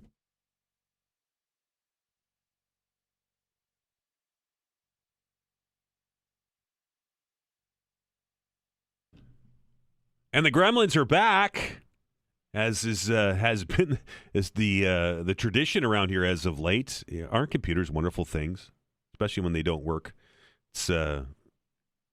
It's always a bit of a frustration, and Vanessa is doing the best that she can to try and make things work and get those sounders back and the music back. So unfortunately, we, like you, are subject to the same kind of technical problems that everybody else in the world is used to. Welcome back. I'm Dan Alstrand. Hope you're having a great day out there. This is the Open Hour, the Thursday edition, or as we've come to call it, the Friday Eve Open Hour edition here. Lots to talk about, lots of open lines if you want to join the program. 902-405-6000, 902-405-6000, or 1-877-801-8255. We've been talking about water bombers. We've been talking about sessions of the legislature. It would be just, I think, and this is my opinion, it would be an embarrassment if the Tim Houston government wrapped things up on Friday after 8 days. After 8 days of sitting in the provincial legislature, the speculation that's coming out of Province House now is to suggest that that's going to happen. It's I mentioned it before the break. I know that work goes on after. I know that work goes on behind the scenes. I know we have bills that get introduced. I know we have access to cabinet ministers when they have their cabinet meetings weekly. And we've had plenty of cabinet ministers here on the program. We've had the premier here on the program. But this is the public-facing function of government. And to shut it down after 8 days, and we probably won't see it till March, that just doesn't feel like it. It just doesn't feel like they're doing their job, right? Is that fair? 902-405-6000 or 1-877-801-8255. Very quickly, an email from Rob. Not only isn't an embarrassment the province that brought us responsible government to have such a small number of days dedicated to setting in the legislature, but it's doubly embarrassing that even those few days the premier isn't in the House to answer questions. And to that point, the premier, as I understand it, is in Ottawa yesterday and today to talk to the environment minister, to talk to the prime minister about his Wind East project. And I'll agree with you, Rob. If you know that you're going to shut the session down after 8 days, or even if it goes into next week, who cares? You know that you got a place to be and you got some questions to answer. And in order to do that, you need to be in the House, right? 902-405-6000 or 1-877-801-8255. Let's go back to the phones and welcome Carol to the show. Carol, how are you? I'm great, Dan. How are you? I'm good. What's on your mind? A couple of things, actually, and I'll be quick if I can. Sure. Number one, I think the Premier needs to be held to task as far as the number of days sitting in the House, because if you can't have be paid full-time hours and work a part-time job. And I know a lot of the councillors put in a lot of hours and everything afterwards, but the point is it's still a part-time job if that's all you're going to sit. Right. So I think wages need to be reduced accordingly. There you go. Anyways, the next thing would be our water bombers. Yep. We're putting volunteers and our DNR firefighters and regular firefighters into these situations that are extremely high risk. And we have a responsibility to give them whatever equipment they need to save their lives and ours. I agree with you 100%, and I don't Carol. think it's a 100%. choice. It's not a choice. And the It's way a that responsibility. the way that the fire situation has changed over the last 5 or 6 years, I think it's high time that we get them. And so what? I mean, I think it's ridiculous that we can't get it for 7 years or whatever. In that time, we could have a place here that could make them themselves. Right. Anyways, they still have to be ordered. Right. Like, are we going to wait another 7 years and then we have to wait another 14 to get them? Right. Wow. The other thing I think the Premier should be totally embarrassed about is here's this fire burning out of control where he claims we have 4 helicopters. Well, we do have 4 helicopters, but ask him how many pilots he has, because he has 1. Right. I've heard that there's a And shortage. yesterday, that fire rolling, there were 2 helicopters from New Brunswick in the air, a water bomber that had come in from Quebec, and not a single aircraft from Nova Scotia. Wow. That's disgusting. I agree with you, Carol. My son's a firefighter with DNR, and I tell you, my heart's been in my throat for 2 months. Well, tell them that we're all because appreciate I know they do not have the equipment to do those jobs. And those young volunteers, I mean, the professional fighters are trying to keep an eye on them and keep them out of danger. But I mean, to not have the proper equipment is just disgusting. Carol, tell your son that we appreciate all the work that he does. I will do that. Can I have one more quick Sure, thing, very quickly. Dan? Yep. As far as the Premier goes, I live in an apartment building that's owned by the Premier's one of his best friends. And I'll tell you, the rules change when he's involved. He was the transition manager for Tim Houston's when he took over. Yep. And there's no question in my mind that there's interference on his part for his friends and family, no matter what the situation. I won a complaint with the Tenancies Board against the apartment owners, Armour Group, and I was awarded $2,000. They took me back to small claims court on an appeal, which got delayed I don't know how many times. Anyways, eventually, the small claims court awards them back half. I have no doubt that was because of his interference. So I just want to put it out there. Okay. I don't know if other people feel the same way or not, but I really appreciate the opportunity to rant. Carol, have a great day. Thank you, Dan. You too. 902-405-6000 and 1-877-801-8255. Now, I don't know about the Nova Scotia helicopters and how many were in the air over that fire yesterday. Maybe somebody from DNR that's listening to this show can let us know that. And if that's the case, and there were no Nova Scotia helicopters over that fire yesterday, then where are they? And why aren't we doing that? Sorry, Vanessa?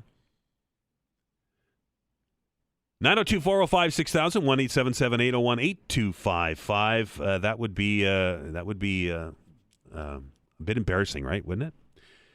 902-405-6000, 1-877-801-8255. Let's welcome Wayne to the show. Wayne, how are you? Good, yes, sir. How are you? I'm good. What's on your mind? The Blue Jays. Yes, sir. I'd like to change the conversation you're having today. You think Vladdy Guerrero is going to be a Joe Carter? Well, it would be nice, wouldn't it? That would be beautiful, wouldn't it? It'd be nice. It would be nice. My biggest concern with the Blue Jays, Wayne, is the bullpen. I've been concerned about the bullpen most of the season, and when we get into playoffs and all the chips are on the line and we have to go out of the starting rotation into the bullpen, that's where I get concerned. Well, the other thing that bothers me is that Verlander Yep. And Lowry, I think he's going to be a star, right? Uh-huh. The left-handed pitcher coming up the bullpen. He's going to be a saver for the Blue Jays. What do you think? Well, they've struggled at that save position all year, right? I mean, we've seen a lot of games that have come down to one run, And you know, the offense has bailed the team out a lot this year. But postseason, you know, Wayne, the postseason baseball is a completely different monster, right? It can go either way. But you know, I'm glad that the Yankees and the Red Sox are going to 3 games so that they mess up their rotations and they wear out their pitchers before they come to Toronto on Saturday. That's what I'm hoping for too. You betcha. Thank you, sir. Okay. Have a great day, sir. You too. 902-405-6000, 1-877-801-8255. Don't forget, I mentioned it earlier, that all Blue Jays postseason baseball will be here right on 95.7 News Radio. So if you are out and about and aren't sitting by the TV and watching it, you'll be able to do that. Don't forget that I also mentioned there's a potential conflict. I think it's Sunday is the potential conflict of the Jays and the Mooseheads. We're going to do both, right? The Blue Jays will be on the radio. Once it starts, we'll kick the kick. It's a bad sound. We're going to move the Mooseheads to our on-air or our online stream so that you can listen. If you want to listen to the hockey game, you can listen on your computer or your phone. If you want to listen to the Blue Jays, you have to listen to them on the radio. And it's kind of the best of both worlds. I told Vanessa earlier that I'm going to put the Blue Jays game on the radio. I'll have the Mooseheads game on the stream. And it'll be a sports fan's paradise on Sunday in my house. 902-405-6000 or 1-877-801-8255. The open hour is going to continue right after the break. Facts.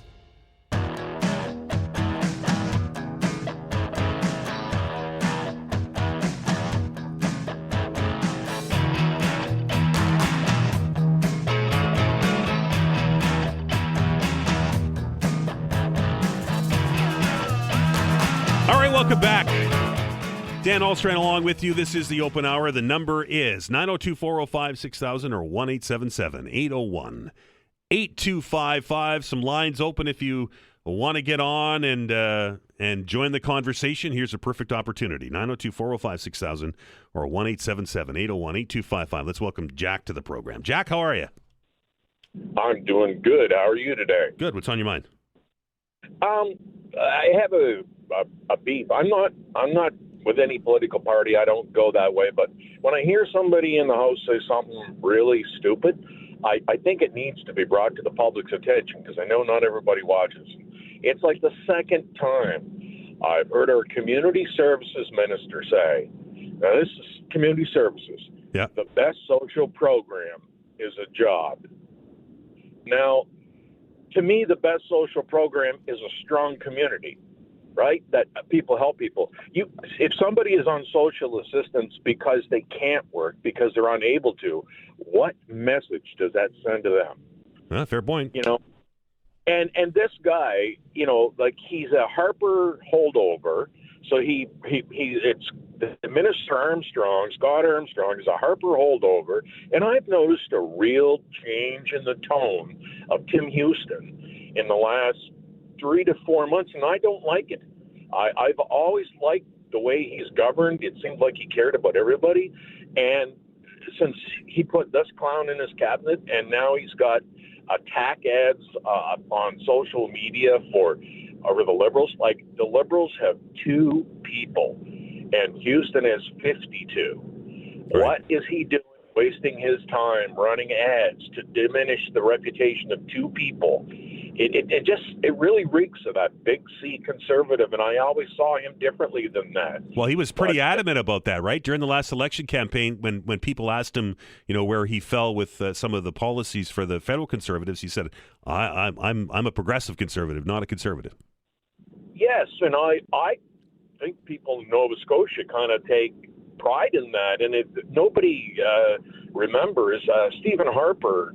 You know, did have some pretty negative comments about Nova Scotians and our abuse of the unemployment system. So now we have this Harper-era conservative in Tim Houston's cabinet who's making these kind of comments. And this is the same guy, remember, who went to the Trump inauguration and charged the taxpayers in Nova Scotia for the trip. So you got to wonder, where is this party going? It's like the party that we all thought was going to put us back in a good spot, they're almost starting to get that stink on them of the big, far-right movement. And it doesn't bode well here. We don't need that. I mean, that kind of rhetoric, that doesn't help anybody that's on social assistance get off social assistance. It makes them worried that we have a minister in there who thinks, oh, well, you're just too lazy to work. That's why you're on social assistance, because we're going to find you a job. That's not his role. His role is to make sure the benefits for people that need them are there at a timely fashion and at a suitable level. And he doesn't get it. He should be out. Jack, appreciate the call. Thank you. 902-405-6000, 1-877-801-8255. Let's welcome Jeff to the show. Jeff, how are you? I am good. Thanks for having me on. I'll make it quick. Just to remind the listeners, there's this bill that's still being bounced around. I can't remember how many years later, since 2010. It's called Stevens Law originally, and it was the law that drew attention back because was it Ryan Sawyer, the guy who was injured and died at a altercation outside the bar in 2022? And I'm just saying, call your MLAs, let's get that legislation passed because it's part of some sort of bill. I saw it in the news again recently. Yeah, the Protecting Nova Scotia's Act or whatever, that big omnibus thing they dropped. Yep. Yeah, and I mean, there does. I'm not a big fan of more red tape, but let's get these guys. Security checked and trained a bit better, right? So that what happened to Stephen, 30 years ago now, maybe, I can't remember, and what happened to Ryan doesn't happen again. And that bill has been sitting. It was passed but never proclaimed. I mean, we need to, call your MLA. Let's get that done. That's, again, I don't go to bars anymore or anything like that, but I knew the family, and it was a pretty serious problem. I'm not anti the bouncers. They got to do their job, but let's get them trained. And so just remind yourself to maybe to drop an email to your MLA and get that thing through before the 8-day work schedule they have is terminated. So that's my thought. There you go. All right, Jeff, talk to you in a little bit. Yep. 902-405-6000, 1-877-801-8255. That is the telephone number. Couple of emails to pass along here before we run out of time. This one comes to us from David, who writes, people, including you, referring to me, are railing against the government for not having water bombers. Where do people expect these planes to fill their tanks? Most of our lakes are too small for these massive planes to land and take off, and they cannot use the salt water in the ocean. These multi-million-dollar aircraft wouldn't last as many years before rusting out if they use salt water. I can just hear the screaming if that were to happen. And that from David. David, I'll agree with you to a point, but I can tell you that they managed to find a lake very close to the Bears Lake fire, which isn't very big, but they managed to get in there and draw their water. And I think it was Governor's Lake, I think, is where they were pulling water from. And I'll tell you what, it made a difference. And I can tell you that there are, I would imagine, a few lakes. I can think of a handful off the top of my head. Panic Lake, lots of longer lakes in areas that I frequent in Halifax County and in Lunenburg County that the water bomber would have no problem drawing water from.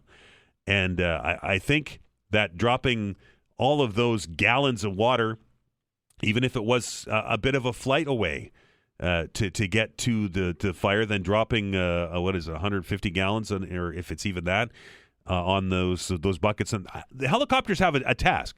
The helicopters have a role to play. Don't get me wrong, they do. But I just think that we're not going to see any kind of improvement in the fire situation moving forward, given the way that our summers are drier, our winters are drier, and yes, it's climate change, even though somebody emailed me and said, well, the president of the United States says that climate change is a hoax. Well, I can't tell Donald Trump what to say, but you don't have to look very far around here to see that things are changing, right? Right? And I don't think things are going to get any better. I don't know. And maybe somebody out there that is more educated on water bombing than I can tell me if they can use salt water or not. I don't know. I would imagine that the waves on the ocean would make it difficult, but maybe they fly parallel to the waves. I don't know. I'm not an expert on water bombers, but I do know that they make a massive, massive difference when they get onto a fire. This from Rob, it's another email, says, not only should Nova Scotia have its own water bombers to protect its forts, but it's also an issue of fairness as far as our neighboring provinces are concerned. It behooves us, writes Rob, to be able to reciprocate their kind contributions of their water bombers defending our fires, to be able to do the same for them at some point. Now, I know that there has been lots of sharing of resources. We've seen even this summer, we've seen Nova Scotia firefighters, wildland firefighters, the boots on the ground guys in New Brunswick. We've seen them out west in Saskatchewan, Manitoba, BC in the past.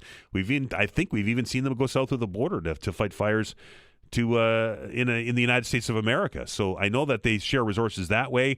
I don't know how the whole funding thing works. I don't know how it works. Like, if you request a water bomber, do you pay that portion of it? I would imagine you'd have to, right? I mean, the Newfoundland government's not going to pick up the tab for all the services that those bombers have provided to us this year from here and in New Brunswick and places further west. I'd be interested to know how that whole thing works, and maybe we'll dig into that just to try and figure this out. But if it takes 7 years for us to get them, I think one of our callers earlier said that if we get 7 years to get them, it could be 14 before we see them. We'll have to see. Let's welcome Barry to the show. Barry, how are you? Not too bad, Todd. How you doing? Oh, I'm not too bad. What's on your mind? Yeah, regarding the water bombers, there's enough lakes in Nova Scotia to support the water bombers. There's Sherbrooke Lake. Actually, we used to call it 9 Mile Lake because it's 9 miles long. Yeah. But all you'd need to do is somebody in an afternoon with the government would just map out what lakes are suitable for water bombers, and you stick that in the water bomber itself, and away you'd go. It doesn't take long to fly the length of Nova Scotia in an airplane, right? That's for sure. And what I didn't mention the other day is that if we had 2 of them and we set them up as fire engines in a fire station, and as soon as a fire was discovered, you'd send both of them out because they could fly anywhere in the province within, like you say, 15 or 20 minutes, and you put the fire out before it, got too big. So I hope, I guess there's a forum or something going on now in Nova Scotia about the future of how we fight our forest fires. Yeah, I saw that in the news yesterday. Yep. Yeah, I'm hoping to find out when that is. Well, Barry, keep us up to date, okay? Okay, thanks a lot. 902-405-6000, 1-877-801-8255. The reason why those numbers are important is we're going to stop. We're going to take a break. On the other side of the news, we're going to do our monthly segment with Dr. Jeff Goodall. Our veterinarian will be here. If you have a question about your dog, your cat, your bird, a perfect opportunity to get some advice. It's the fall season. We have to get our pets ready just like we get ready for fall. And Dr. Jeff will be here to answer all of those questions and more coming up in just a few minutes' time. Thank you to you all who picked up the phone, dialed the numbers, and joined the conversation. I appreciate it. We're going to stop. We're going to get an update on the news. And on the other side of it, time to ask the veterinarian. Dr. Jeff Goodall will be your guest. You're listening to The Todd Veinotte Show. I'm Dan Alstrand. We're back in minutes. Halifax.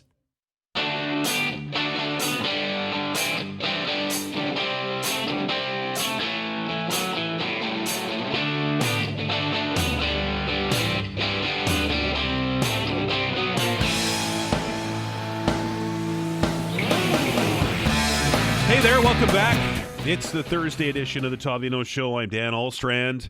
Once a month, we like to get together with our next guest to chat a little bit about our furry and feathered and scaled maybe friends, and give you some advice and give you an opportunity to ask some questions of our good friend and veterinarian. And he's on the line right now, and we're very pleased to welcome him back. And that is, of course, Dr. Jeff Goodall. Dr. Jeff, how are you? Hey, Dan, I'm okay. I have a bit of a cold, so I'm a little hoarse. Yes. How are you? How's everything there? I'm well. Vanessa, you're doing a great job on the board.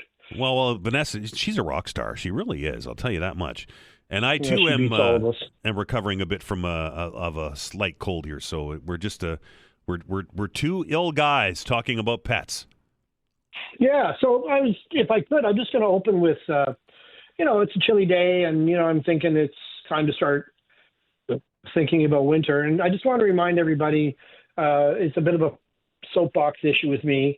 Holidays are coming, Thanksgiving, Christmas, hate to say it, guys, got a plan, and Halloween. And I was talking to someone at the Emerge Center, one of the Emerge Centers the other day, with a dog who had a corn cob obstruction, and they're serious. You know, people break up the corn cobs, throw them in their compost, and then the dog can get into it, and that's a serious emergency. So really be careful with your corn cobs. And that led me to think about holiday hazards, and yeah, it may be overdone, but I think it bears revisiting. You know, when family and friends are coming over and staying over, remind them to be careful with their medications, their CBD, their Tylenols. You know, human medications can cause some life-threatening issues in dogs and cats, and Tylenol is extremely toxic to cats and not great for dogs. Personal healthcare products, I was surprised to learn through experience that a lot of makeups and all this stuff have laxative effects if the dog chews on them. But remember, Tide Pods, especially again if you're busy doing laundry with the holiday season, can cause some pretty serious stomach upset. And dryer sheets, I learned, can cause obstructions in the bowel. I had to remove one of those. What else was I thinking about? That got me looking into it a bit more to remind myself fabric softeners are extremely caustic, and some goofy dogs will get into them. I was thinking, too, that we're coming inside now, or will be inside more often, and hobbies will start again, and things like knitting and string. Remember, string can cause life-threatening foreign body reactions in cats, and hobbies involving glue or paint solvents are always a risk. And again, dogs will chew on the tubes of glue and everything else, and there can be some pretty serious issues. We did have a client put off coming in for a liquid potpourri thing. It actually burned the dog. In the end, it burned the dog's mouth and caused some pretty interesting respiratory issues. So, you know, those high concentrate diffusers, those liquids can be pretty heavily irritative. And then, of course, there's the holiday decorations, whether it's Halloween, the dried plants, Christmas, of course. You know, the decorations can cause blockages. And coming back to corn cobs again, you know, corn cobs on your door outside, if the dog jumps up and grabs them, you may be in for a visit. Keep in mind that the garage and the shed, you know, we will be in them more now. Risks of antifreeze are still there, and that's a serious problem, especially if a cat just walks through the puddle of antifreeze. And they can just lick their paws and get enough toxic quantity of it to be in real trouble. And remember the holiday plants like tulips and lilies and poinsettias and I'm trying to think. Did I say tulips? Those ones, azaleas, they are really bad for animals. And then I guess I'll end on holiday foods, right? The Halloween candy, dark chocolate is extremely dangerous. The xylitol, the sugar-free product, xylitol will drop your dog's blood glucose to the point of coma. Like just a few sticks of that sugar-free gum is all it takes. The holiday candles, we did have a cat a couple of years ago, singed itself pretty seriously, being, you know, around a holiday candle. I was thinking about people feeding turkey at Christmas and Thanksgiving. Just remember, if you want to give or a family member wants to give the dog or cat a little bit of turkey or chicken, it's worth, or holiday honey ham, it's worth throwing that small little piece of food in the microwave in a cup of water and boil it, like really rolling boil. Yeah, I know the meat's already cooked, but interestingly enough, there's enough fat in there sometimes, especially with the smaller breed dogs, to trigger severe, not necessarily, though it can be life-threatening pancreatic diseases. And oh my God, it's such a problem in our practice with people feeding human food. And then remember to start keeping your cats indoors. I mean, people are still letting them out. It's not a good thing for your cat, but keep them indoors. And I think herein this is the lesson on that. But it's time to start thinking about those wintertime hazards. And there you go. Not often we think, Dr. Jeff, about those table scraps, right? And I know that it was always a treat at my house for our dogs that, we had a dinner like that they would get to lick plates and those kind of things. But, you don't really think about the adverse effects that those kind of meats and those kind of things can have on your dog or even your cat. That's right. And I mean, we were the same when I was younger. Things have changed. Cats are not as resilient as maybe they used to be. I don't know exactly the answer to why, but in the end, I know what happens, and that's severe gastrointestinal issues, pancreatitis, liver issues. Our food is getting less and less healthy, and we can get into the whole thing about dog foods and listening to the online influencers like, certain TV stars. I don't know quite how they understand nutrition better than a nutritionist. But anyway, we've really got to be careful. And one simple thing, it's one simple step. Just reboil, recook. People say, well, it's roast chicken. All the grease is gone. No, tell that to the client who spent, I think it was $8,000 at the Emerge Clinic for her, not a Chihuahua, a Manchester Terrier or something. So a tiny dog that they only gave a little bit of chicken to, because I've known them for years. They're great people. And I've warned them in the past, don't do that. And, boil the ham or chicken. I think it was the honey ham. But anyway, the dog was so ill because these little exposures to chicken fat and pork fat, primarily like bacon, it's not one episode that usually triggers the pancreas. It's cumulative, right? Like you were saying, that chronic exposure where we give a little piece every Saturday morning of our bacon, and then one day the dog literally looks at you the wrong way and they're in trouble. So we've really got to be careful with our human foods with these little guys. I don't know exactly why it's that bad, but it's not good. Dr. Jeff, just very quickly before we get to the phone lines, and again, those numbers are open, everybody, 902-405-6000 or 1-877-801-8255. If you have a question for Dr. Jeff, here's a great opportunity for you. We know that here in Nova Scotia, Dr. Jeff, that the provincial government had shut the woodlands down for a couple of months because of wildfire risk, and they're starting to reopen them now. And one of my colleagues I was talking to before we came on the air asked me to ask you a question about dealing with ticks and particularly in dogs. Is a collar enough, or do you still need to do a thorough check of your dog if you've been out in the grassy areas or in the woods? Yeah, it's what a good question. And I actually posted something on our Facebook page about it today because people are forgetting ticks are kind of resurging here before the winter comes. And remember that all it takes is a day that's above 4 degrees Celsius. So even in snowy conditions, ticks can still forage and bite. And, there are tick collars out there. Over the years, before the newer, better topicals and the oral products were out, it was the mainstay. The problem with the collars, as I understand it, and I don't want to upset any people who sell or use collars, that product comes off on you. So when you're cuddling your dog, it's coming on you. So there's a personal health hazard to be considered. I don't know how serious the health hazard is, but I've certainly read of environmental toxicities in homes where collars are used. Also, too, the collar, I remember one used to last for 8 months, but somehow it had a timer in it that at 7 months it started to stop working as effectively. And it typically, flea collars are especially bad because they only work about an inch on either side of the collar. The tick collars may work over the entire body, but it's still toxin. And I mean, I understand people's concerns. Don't forget Atlantic spray, though I think they're renaming it now, is out there. I have to keep saying the asterisks on it. It never worked for my dog, but I know clients feel it does for some of their dogs. So the Atlantic spray is not a pesticide-based product and made in Acadia, so go Nova Scotia. Then you really need to be thinking about Advantix, the topical, as long as some dogs do get skin irritation from it. My dog never liked having it applied because it has alcohol in it, but please don't let that stop you from using it for your dog's tick safety. One of the reasons I like the topical Advantix products and Advantage Multi, which are available in pets. No, I don't think Multi is, but Advantage and Advantix is available in your pet store, so you don't have to necessarily go to your vet. One of the things I like about it is they stop fleas and ticks from getting in your home. And so this is a really long answer, and I apologize. And then there's the oral tick preventive products, and those drugs work. They are not pesticides. They work by basically paralyzing ticks and stopping fleas from being able to reproduce. Their eggs are unstable.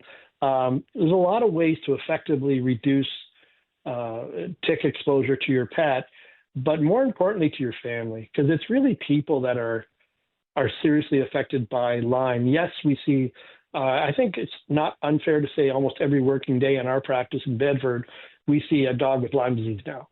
But only 5 to 10% of dogs are going to be affected in either their limbs and their joints or their kidneys. And the kidney aspect is really uncommon.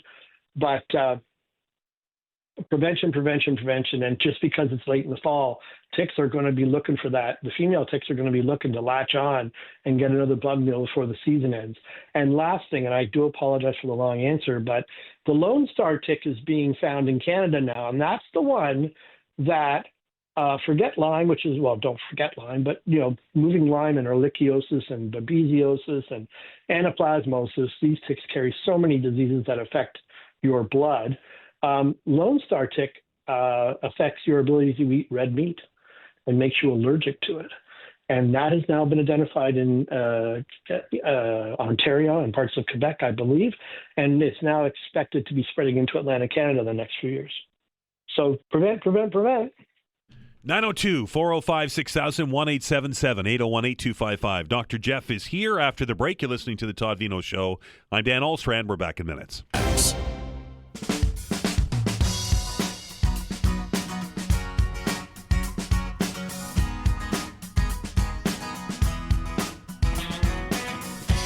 All right, welcome back. This is the Thursday, or we like to call it the Friday Eve edition of the Todd Veinotte Show. And as become tradition here, once a month, we get a conversation and a chat with our good friend and veterinarian, Dr. Jeff Goodall. If you have a question about your pets, 902-405-6000, 1-877-801-8255. A perfect opportunity here to get it answered. Lots of lines open if you want to get onto the show and get that question out there. Dr. Jeff, let's welcome Ken to the show. And Ken, welcome. Hi, thank you. Your question for the doctor, please.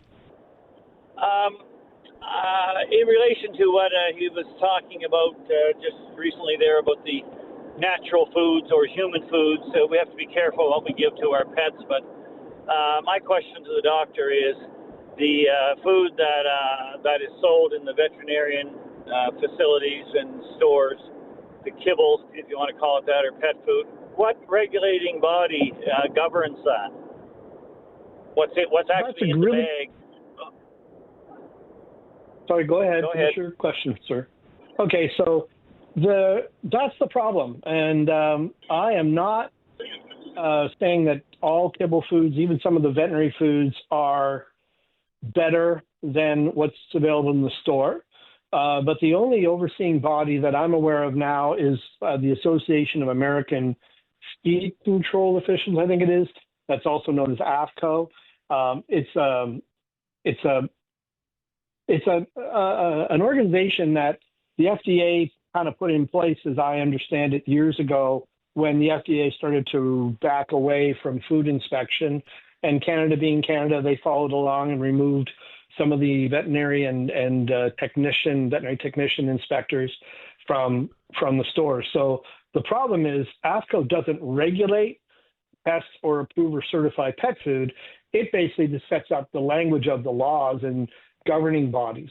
So we have to be very careful. And I am not saying that homemade foods are bad either.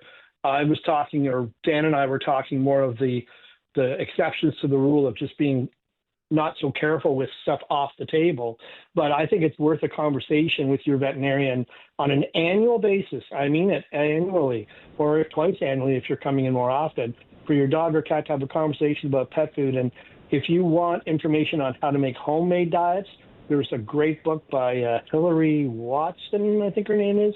She's a veterinarian and a diplomat in nutrition, so you can get homemade diets from her. But yeah, you got to be careful. There isn't a lot of great oversight on pet food. We depend on the company's honesty and straightforwardness. All I will say to finish is there are two main differences between foods: AFCO fed and AFCO formulated. Formulated means the food really probably never touched a dog's or cat's mouth in its development, whereas feeding trials under AFCO usually provide way more useful information in an unbiased manner on the effect of that food. And there's very, very few foods now that are feeding trialed under those conditions. That's a long answer, sorry. A very quick story on that. So I had a large Newfoundland dog. I was at the vet's for a procedure. It wasn't much. And anyway, I asked him, I said, what, I said, do you have dogs? He said, yes, he had 2 golden retrievers. So I said, oh, good. What do you feed them? I said, which of the products here do you go with? Like, he had tons of stuff on the shelves, right? And he didn't reply, and he became evasive, actually, and I pushed him on it to the point where he had to answer me. And he said, I feed my dogs a mixture of Hamburg, rice, and vegetables. And I said, oh, you don't feed them this stuff here that you're selling? No. And he didn't elaborate, but that's the answer I got. After that, I went on and I developed a diet for the dog, a homemade diet. It was all cooked, but it was natural foods, and it was lentils and rice and potatoes and Hamburg, and the dog was very healthy. It was great, Yeah. Anyways, that's thank you for your answer. No, I think that's great, and I'm also not anti-raw food as long as we have a conversation in the room with the owner about balancing what's called the resting energy requirement calculations and daily energy requirements. So you're doing great. I'm not anti-homemade food at all. I think it's a great middle road. I think a little bit of, and I use the analogy in the room, brother, of, breakfast cereal for us in the morning. Well, that's our kibble. And a lunch with a sandwich and some meat and some cheese and some veg. So there's your homemade, and supper being, again, sort of a homemade balanced diet. Because there are some things in kibble that homemade diets don't always cover unless you're, again, following someone like Hillary Watson's guidelines for minerals and vitamins. So there you go. I think it's excellent you're doing that. Thanks, Ken. Thank you. 902-405-6000, 1-877-801-8255. That's it's been I'm just listening to pet owners here at the radio station. The debate goes back and forth over what's better, right? The raw food, the natural food, the kibble. Yeah, and it's a really, I appreciate the gentleman calling in because it's something that I really have tried, though, with short, 20 minutes in the exam room annually. It's hard to cover all the different areas. But, I am going to reignite my YouTube channel here in the next month or so. So I had to take a break from it. It was taking up a lot of time. And one of the first things I'm going to do is on food. So maybe, Dr. Jeff Maritime Vet, not trying to plug my YouTube channel, but I am going to deal with it because the gentleman's right. There is not a great deal of oversight other than guidelines from AFCO. And, words like complete and balanced are misused by the companies. The companies know the words they can get away with and the words that trigger people to buy their product. Let's be straight. Kibble was invented usually by vets like people like Dr. Ballard's, and I can't remember the guy who started Hills. But over time, these companies have become owned by companies that have to meet their shareholders. And I'm not saying all foods are evil or whatever, but there are a lot of companies that maybe are not being straightforward with the labeling on their foods, but not in a nefarious way, just in a way that they can legally kind of get around some problems. Right. So, keep in mind, for the audience out there are no senior nutritional guidelines out there right now. So you'll see on many bags of senior dog food, if you read the fine print, it says formulated for adult and seniors, or worse, all life stages, and all life stages diets need to be avoided because they're not balanced, basically, for the different stages of life. So that's a really long answer, and I'm a little too talkative today. I want to get more calls in. So. Well, we appreciate it, Dr. Jeff. We're going to take another break. Dr. Jeff is going to be here for the next 30 minutes. If you have a pet-related question, if you have a question about your dog, your cat, your bird, he is here to answer it. 902-405-6000, 1-877-801-8255. Our Ask the Vet segment continues right after the news.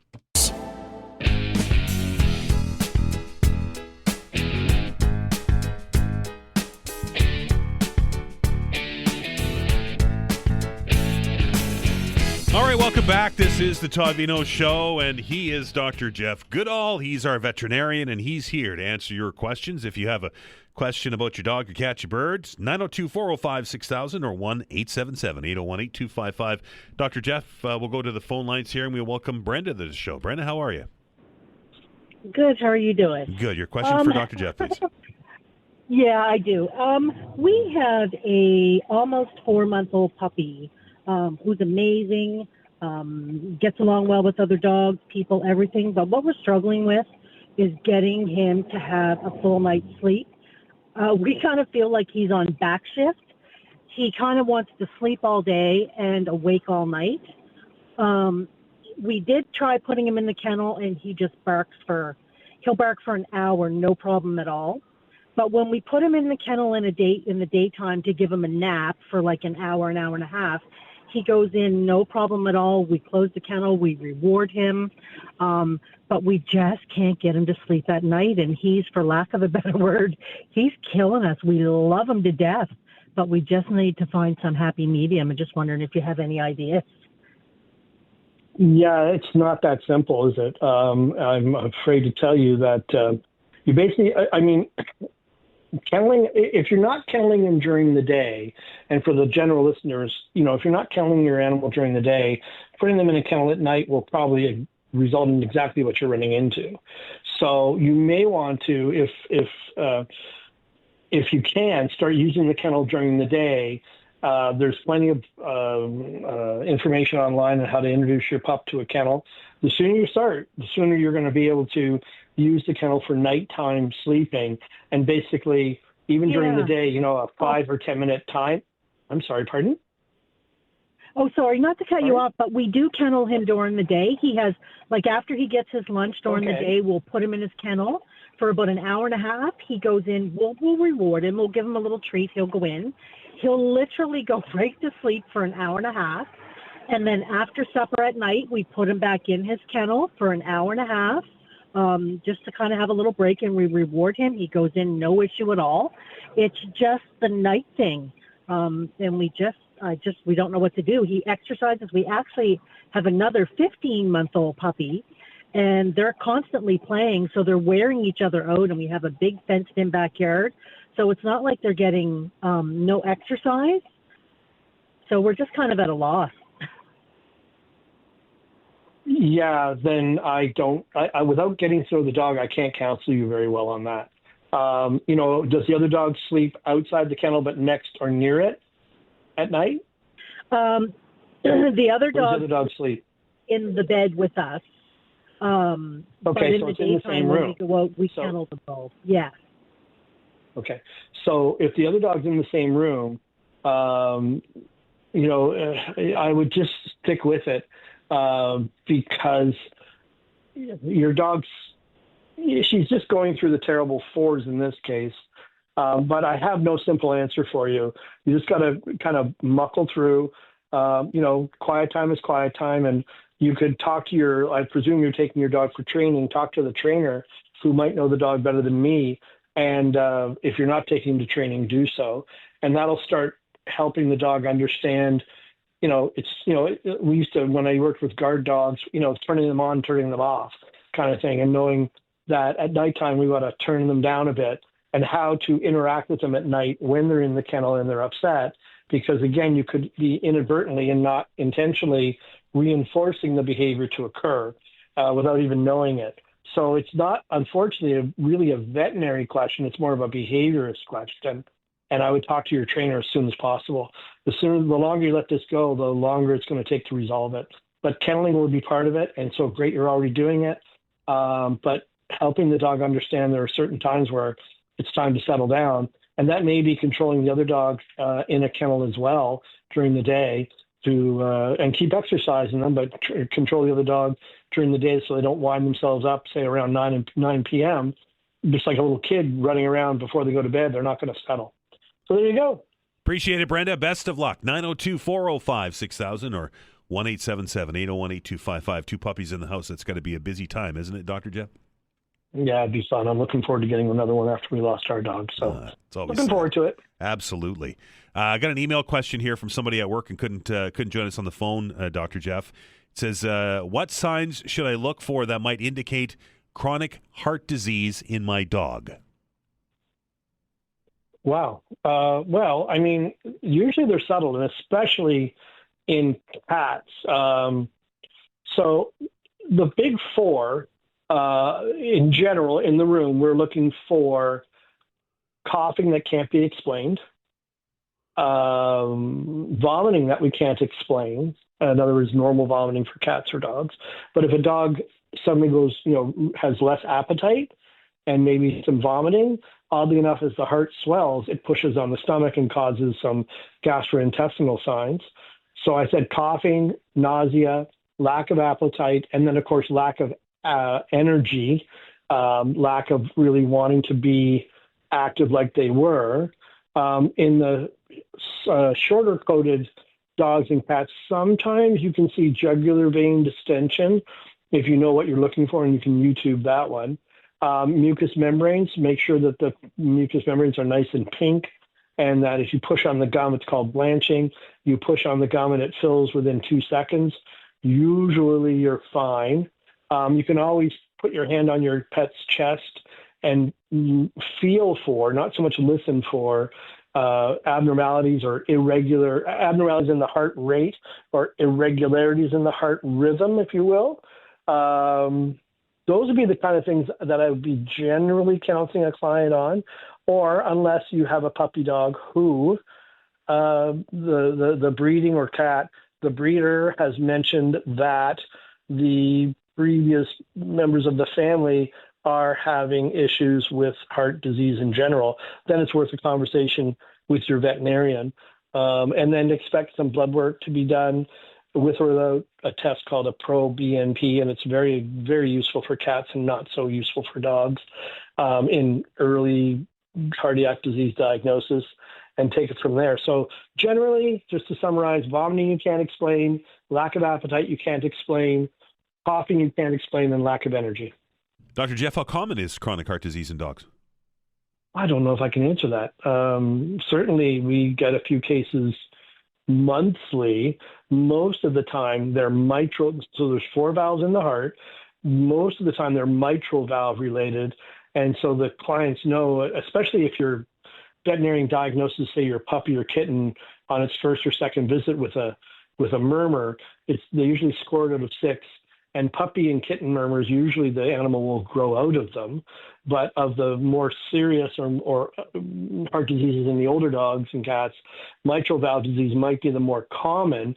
And certainly in our practice with about, 4,000 clients, so probably double that in pets, maybe 10,000 pets, we certainly see a couple cases a month of heart disease, and then we have to decide which valve's involved and what else might be going on, if there's a secondary disease, or is it primarily the heart itself.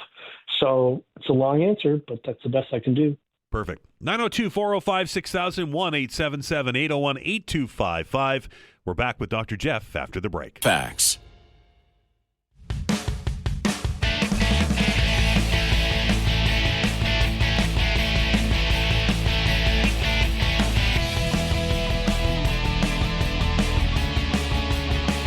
All right, welcome back. Just a few minutes left now with Dr. Jeff Goodall, our veterinarian, 902-405-6000 or 1-877-801-8255. Dr. Jeff, another email question says, I have a 4.5-month-old kitten. She is feeding them, or I am feeding rather, both of them wet and dry, and in brackets, Royal Canine. Would like to know if they can supplement that with chicken breast. Okay, just for everyone's understanding, it's Royal Canin, but that's beside the point, I guess. No, you have to be really careful. In concert with your veterinarian, and in this case, you've probably already had your initial examinations plus or minus the vaccines, and you have to be very careful what you're doing. I mean, I agree that, well, first off, kudos to this client or listener for feeding dry and canned. Arguably, you should really increase the amount of canned food to almost 2/3 of a female cat's diet, reduce the kibble to 1/3. And in the boy cat, it's arguable that really it should be almost 4/5 canned food and a little bit of dry at night in the long run. Dry food, coming back to that question about from the guy about diet in general, dry cat food is not necessarily that healthy for cats. But adding in home diet ideas without veterinary guidance or the guidance of a veterinary nutritionist, you could be leading yourself into other issues. And we had a dog yesterday, oddly enough, with a client with good intention, just overfeeding the amount of food. because the feed guidelines on the bags of food are not necessarily designed to keep animals healthy. But adding things, other than that, they were perfectly great clients.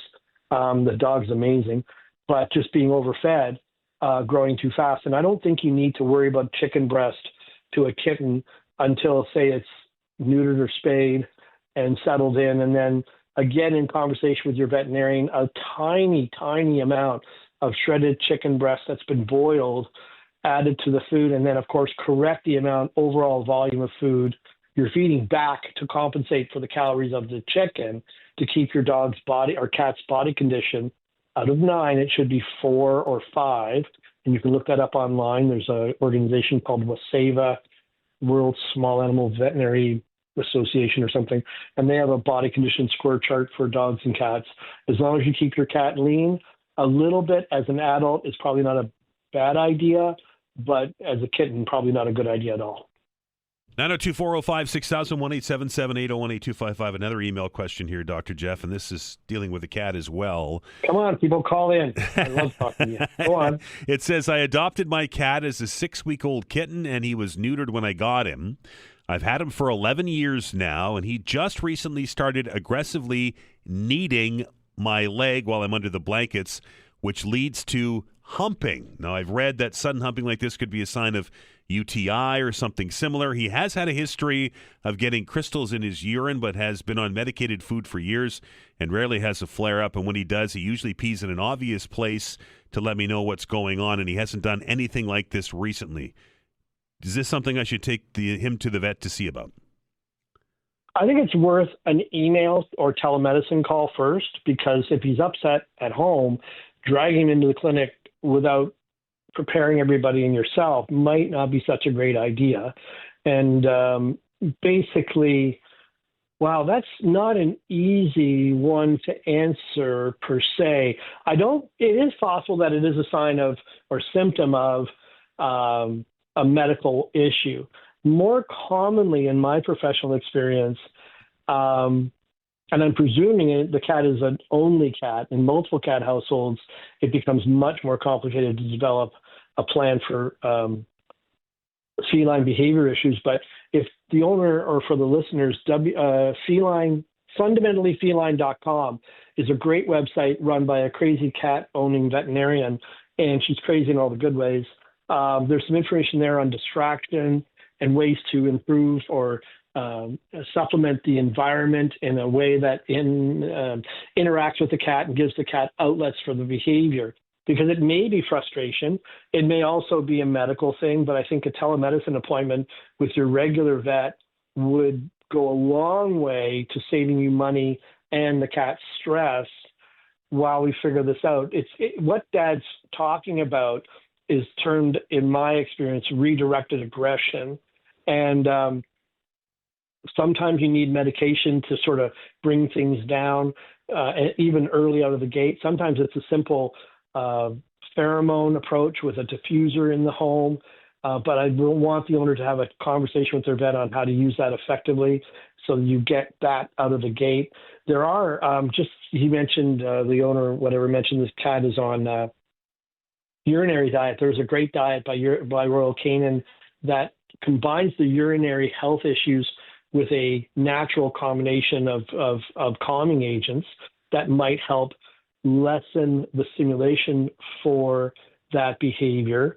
So you don't even need drugs sometimes. Sometimes it's just a simple diet change that already works into the urinary concerns the gentleman has. Human aggression, redirected aggression, can be a challenge. It's difficult to categorize it any more than that. It can be misdirected play aggression. It can be what's called if my memory's right, status-related aggression. In other words, the animal's status in the home or new people coming in or changes to the schedule can upset them. Try that fundamentally feline for ideas while you set up a telemedicine appointment with your cat, with your veterinarian. Talking to your cat, you can do that on your own, and go from there. There you go. There's a long answer again. Geez. Some simple stuff would be nice. 902-405-6000, 1-877-801-8255. To the phones we go. We welcome Margie to the show. Margie, how are you? Hi, good, thanks. Your question, please. It's about allergies in our dog, who is actually a patient of yours. It's Winston the Corky. And I knew your voice right away. He appears to have seasonal allergies, and I'm wondering what meds we can give him that are safe. I know Benadryl's one. Is Reactin one as well? Another. Yep, Reactin's another. You can drop me an email on that. You know the address. We can talk about that. I'm trying to remember the case. I know your voice. I know the dog. I just can't think of it. Anyway, remind me, what's he being fed for food? He has the Boreal chicken, right. Which doesn't seem to be, at first I thought last year that might have been the issue because I just switched his food and I thought maybe they did something different with it. But then it went away and now it seems to be back about the same time of year. So it appears to be something. It's seasonal. I agree with you there. Sorry to cut through just for time. But keep in mind that allergies are additive, so there may be what we call subclinical or under the surface sensitivity to something in the food as well. But and then seasonality adds to it. This time of year, when we start to see allergies, we start thinking about dust mites. So increased vacuuming with a HEPA filter is a great idea. Not that your house is dirty, but dust mites are a big problem in some cats and dogs. Sorry. What else can I think of quickly? Oh, molds and things like that. That's a tough one if your dog's walking through the woods or you live in acreage like we have. And so Reactin would be the next one. That's the one we were talking about. I can provide you with a sheet of other ones.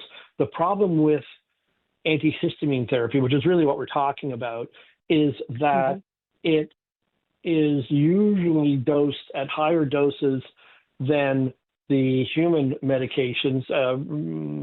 The chances of side effects such as somnolence or sleepiness and all that, that's pretty rare. But the problem is a lot of these medications like Claritin or Zyrtec or Tavis, those are the ones that come to mind right away.